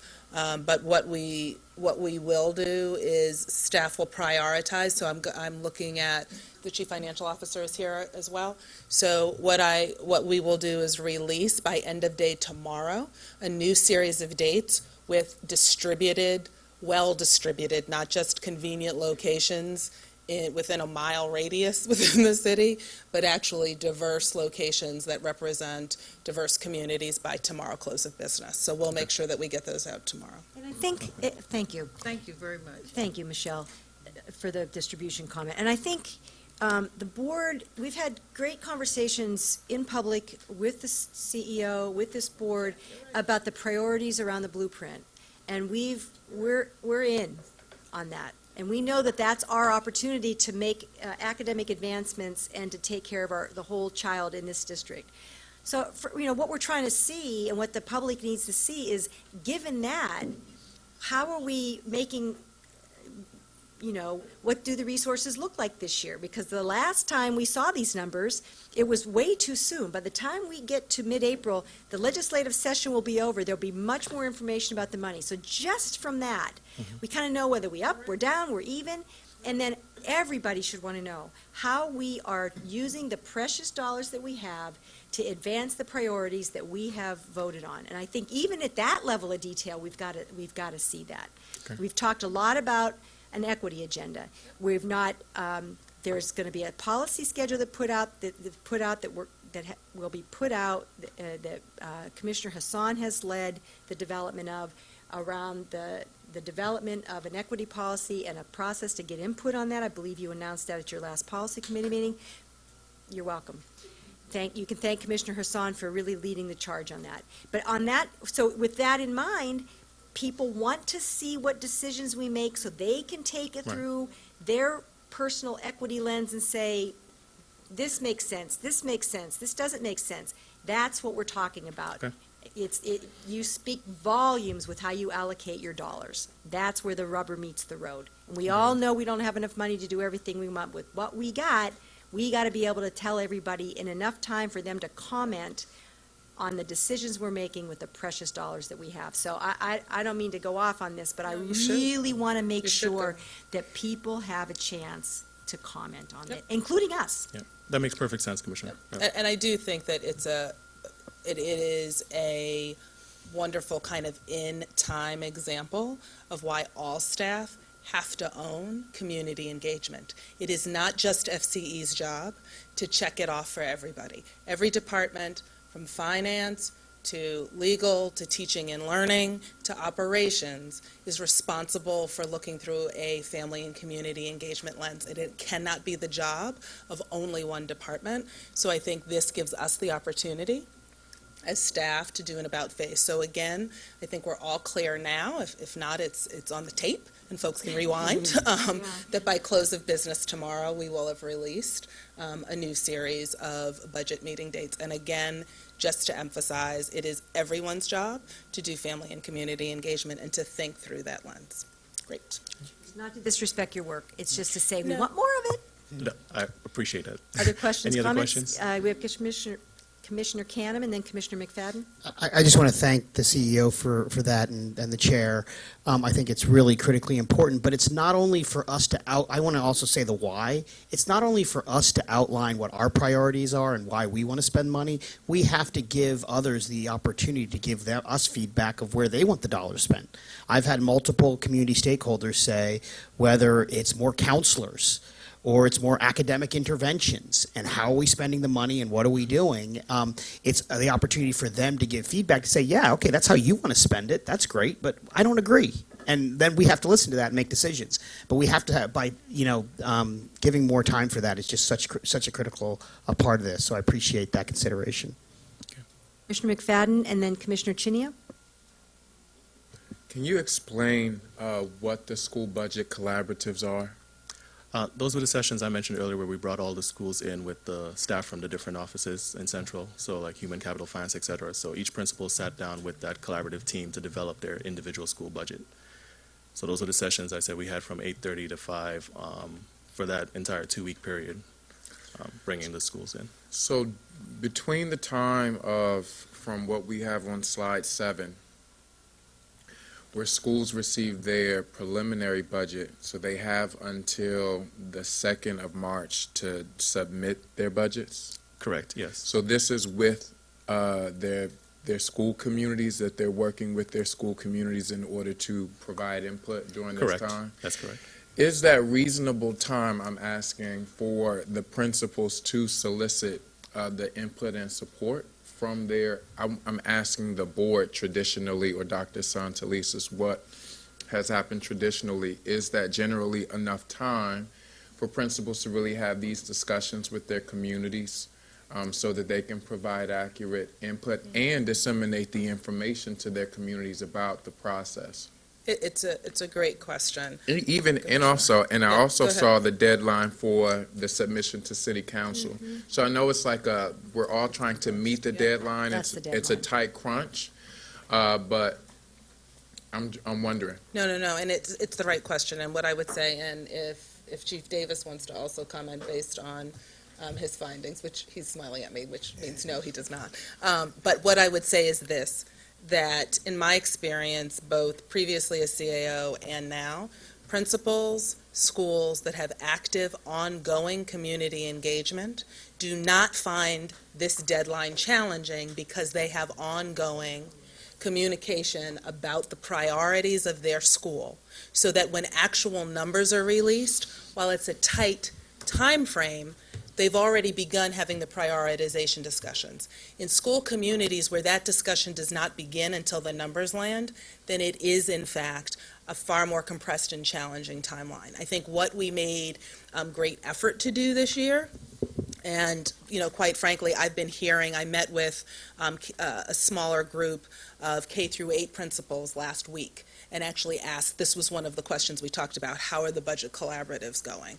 And by and large, what all of them said was that the collaborative process, which allows them to take the community feedback and come into Central and have literally all of the key players from Central offices there, was helpful. Like overall, was a way to expediently, with their ILED, have the key players in the room to try to push decisions a lot faster and not have people talking at cross purposes. That doesn't mean it was perfect. That doesn't mean every principal found it was helpful, but overwhelmingly, the reason why we went ahead with that same process this year is because we got a majority of feedback from principals that it made it easier for them.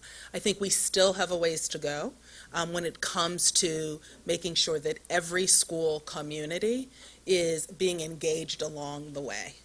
Because again, if that's not the case, then it does feel compressed. It does feel like one meeting. So I would say it's variable. I don't know if Chief Davis, do you have anything to add?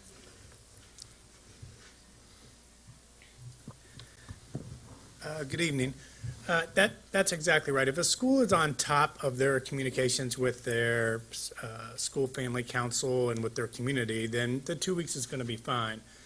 But a principal is always going to ask for more. Let's be honest about that. They're going to want more than 2 weeks. And I think Courtney and I have already started talking about what next year is going to look like. So we've already got a plan to try to expand as much as possible, knowing that there is a drop-dead date. So I think a lot of schools already did their first meeting, and most have probably already finished their second one. So I think our communication was really tight this year. But in the end, Dr. St. Elias is right. We can do more with our community and really give more time. Commissioner. Thank you. Commissioner Chinia? You're partially answering the question that I had, because one of the things that we tend to hear from school communities is that they were not really a part of the process. So to what extent are we beginning to check up on that so that we actually have some numbers or some type of accountability that really is happening? Right. Courtney, you can tell me if I'm wrong, but I believe we had every school put down the different meetings they had, specifically the first one, which was just an opening listening session, more or less, where we want the school leader to listen to the community about what the different priorities might be, kind of to Commissioner Canham's thought that we have to listen as much as trying to say what we think the priority is. And then a second meeting they had to put down as well, which is kind of the wrap-up, right? After listening and working with the school family council, what ended up being the decision for the school budget. And so those 2 meetings we had schools document so that we knew that they were fulfilling that responsibility. I'm going to sound, I'm going to put my supervisor hat back on from Go years ahead, ago. go for it. And sometimes it's very easy to turn in those things with signatures of folks that weren't really at the table. So I would encourage us in some way to have some pop visits in, or some way of really letting people know that we're serious about this. I still hear this, and from some communities that I would think would have very strong councils going, and many times they're the same 2 or 3 people that are at the table that are signing off, so just. Yep. And ILEDs did do some of those pop-up visits. They probably didn't go to, say, 30 meetings, right, if they got 15 schools and 2 meetings, but they did go to some, and I think we also prioritize the schools that either we hear something from or where we know we have a new school leader. And I would just add that I think to that point, for folks, and I said this a few weeks ago, I will say it again, and I think we can't communicate it enough. If families within your school do not feel as if you have been engaged in the process, please reach out to Family and Community Engagement. They will flag for the appropriate ILED for Chief Davis and for the finance office and the budget team.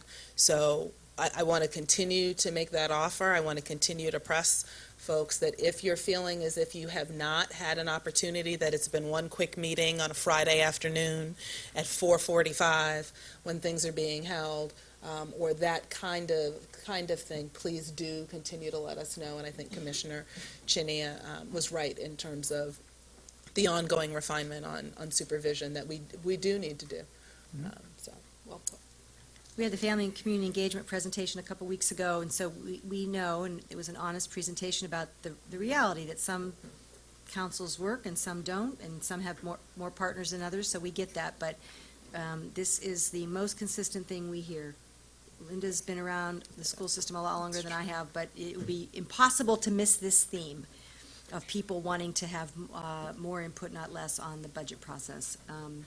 So thank you for Dr. Santelises for your quick response on that, and we appreciate it. The only other question I have, and I believe I was already given this, and I can't find it.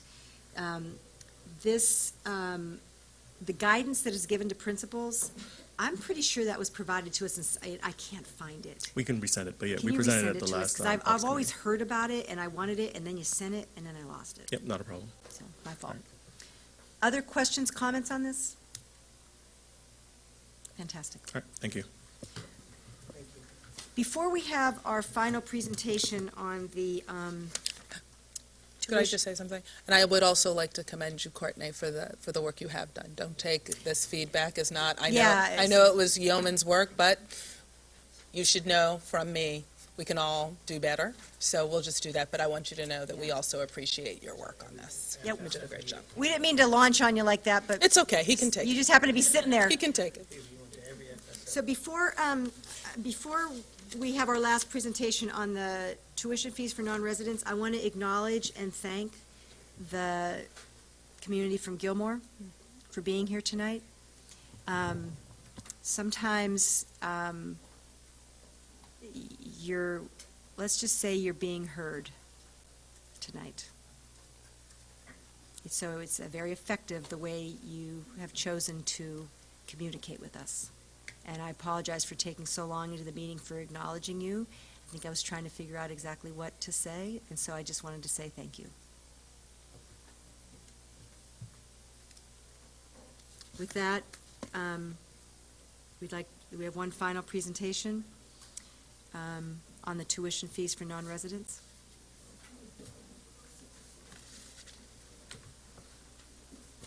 Good evening, James Torrance, Staff Specialist for Strategy and Compliance. And Jessica Wilson, Director of Strategy and Compliance. We would like to first start off by saying that this is an informational that brings back the decision of the board from last year. And to give you a general background of tuition policy, at city schools, all city residents are given preference in entering our schools, as well as non-temporary employees are given preference on placing a student in a school and given a waiver. And this is done in accordance to policy and regulations JFA-RA. Last year, on May 28th, the board made a decision in 3 actual stages. The first stage was to increase tuition for students at 5% for current enrolled students prior to school year 2017-2018 for each year. Also, the second portion of that phase-in decision was to increase tuition for non-resident students admitted for school year 2017-2018, 15% in the first year, 15% in the second year, and ending at $10,000 in the third year. And all students admitted this coming school year will be charged $10,000 for both elementary and secondary. So in terms of how does that look financially, for those students who were admitted for the 15%, it would actually be $8,276 and some change, and is an increase of 15% from the prior year. You'll see in the chart, or actually the table, that we're showing the actual increase on the 15%, so it's more of an understanding that these payments are made over 10 months. And most often our families do pay them in advance. And for tuition for non-resident students starting next year, this upcoming school year, it's going to be a flat $10,000, with everyone paying $10,000 except those students who may be remaining who were admitted prior to 2017, 2018. In terms of the trend in which we're going, you'll see that we consistently were between 10 and 5% increases since the school year 2009-2010, with the 15% increase, and then next year we all will flatten out at $10,000.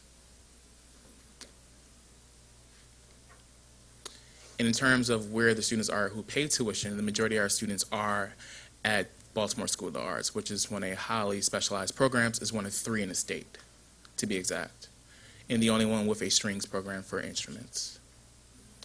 In terms of this, and the question that comes up is about preference. Baltimore School of the Arts, in their policy, they look to city's residents first before filling a seat with a non-resident student, and that is highly stressed in their enrollment process.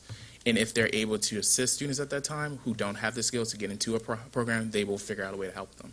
If they can't, they will admit someone from an outer resident student. In terms of the trend, you'll see that their enrollment has decreased. It used to be around 20, 25, 26%. It's now below 11%.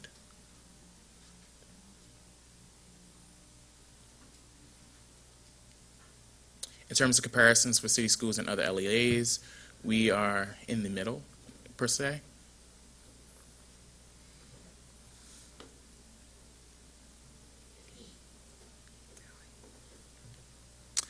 In terms of parochial schools, we're right almost in line with them, at least half.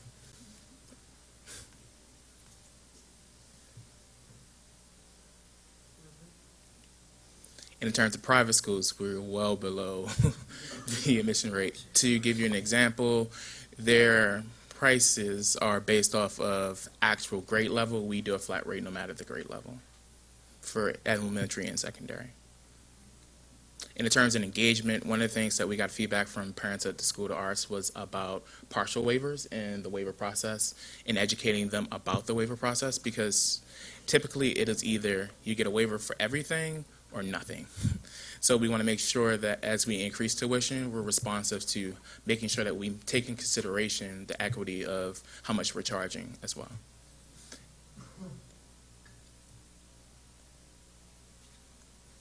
Questions? Commissioner Cannon? So first of all, I really appreciate the presentation. It was clear, it was succinct, and we read it, and it was just really well done. So can you go back to slide 6? Is it?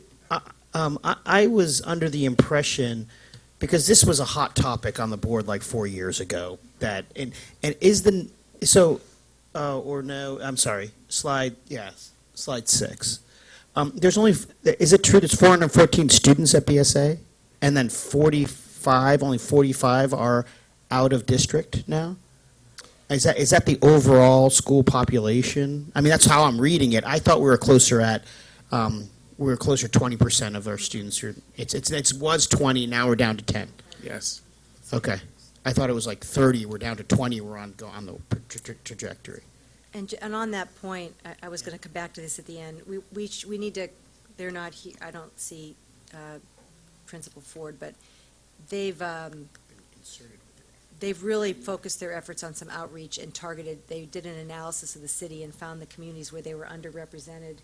And they've done a great job, so it is it is nice to see this number at such a low number. Yeah. I visited the school, talked to Mr. Ford, was at Expressions this past week, and we actually had a conversation. I just didn't know it was this low, so I just want to make sure I was understanding this correctly. There are 414 total students at BSA, and only 10%, 45, are out of the city. I'm trying to verify I the total just enrollment kind of number. don't believe it. No, and I will just reiterate, I'm almost sure, I mean, It's we'll like do a around- double check just around because we 400. should be sure, but they have significantly, No, yep. significantly, and I think that was, as you noted, it's due to this board's continual kind of support of BSA, and frankly, Principal Ford's commitment as a school leader to make sure that there is increased representation, and a real commitment, and I will just say the TWIGS program. And it just goes to the power of early, affirmative development and access. And what it shows is that when young people, regardless of zip code in Baltimore City, are given a chance and have access to those resources, they can perform at the levels that their peers throughout the state do, and frankly far exceed in a number of areas. But we will definitely double check. And I think what you see is you see Jessica and James's wanting to be absolutely precise. Did you double check? So as of today, there are 436 students enrolled. So that number obviously changes a little bit over time, but as of today, 436. So it's even less, the percentage is even lower. Oh, yeah, you did the math too. No, not in that school. Not there. It's checked every which way from Sunday. Because it's such a hot topic. It's huge. Other comments, questions? Okay. Thank you very much. Would just like to close by reminding people of upcoming meetings. PCAB, this Thursday, 6:30 in this room. Policy, next Tuesday, the 20th, at 3:30 in this room. Operations, next Tuesday at 10 a.m. in this room. The next time there's a full board meeting is on April 10th. We'll be in this room at 5. And just another reminder of the new teaching and learning schedule with a new opportunity for public comment. We'll meet in this room, right? In this room at 3:30 on May 1st. And to reemphasize with teaching and learning, it is our hope that, given the interest in those topics from teachers, parents, students, it is our hope that 3:30 time, since it's after school, that interested educators can use that opportunity to comment on things related to curriculum and leadership and all things teaching and learning. So we'll see how that works. Anything else for the good of the whole? Yes, there is something for the good of the whole. And as our final reminder, thank you very much, this Saturday, everyone is invited to the ribbon cutting celebration, 10 to 11:30 at the new Dorothy I. Height Elementary School at 2011 Linden Avenue in the Reservoir Hill community. Great. With that, can I have a motion to adjourn the meeting? Moved by Commissioner Hassan, second. Commissioner Canham, all in favor? Everyone's in favor of closing the meeting. We are officially adjourned.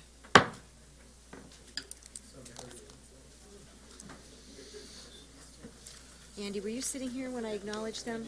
Thank you. It takes me a minute. I'm never going to be accused of being graceful under pressure. No, and you push back and we go back and forth, and I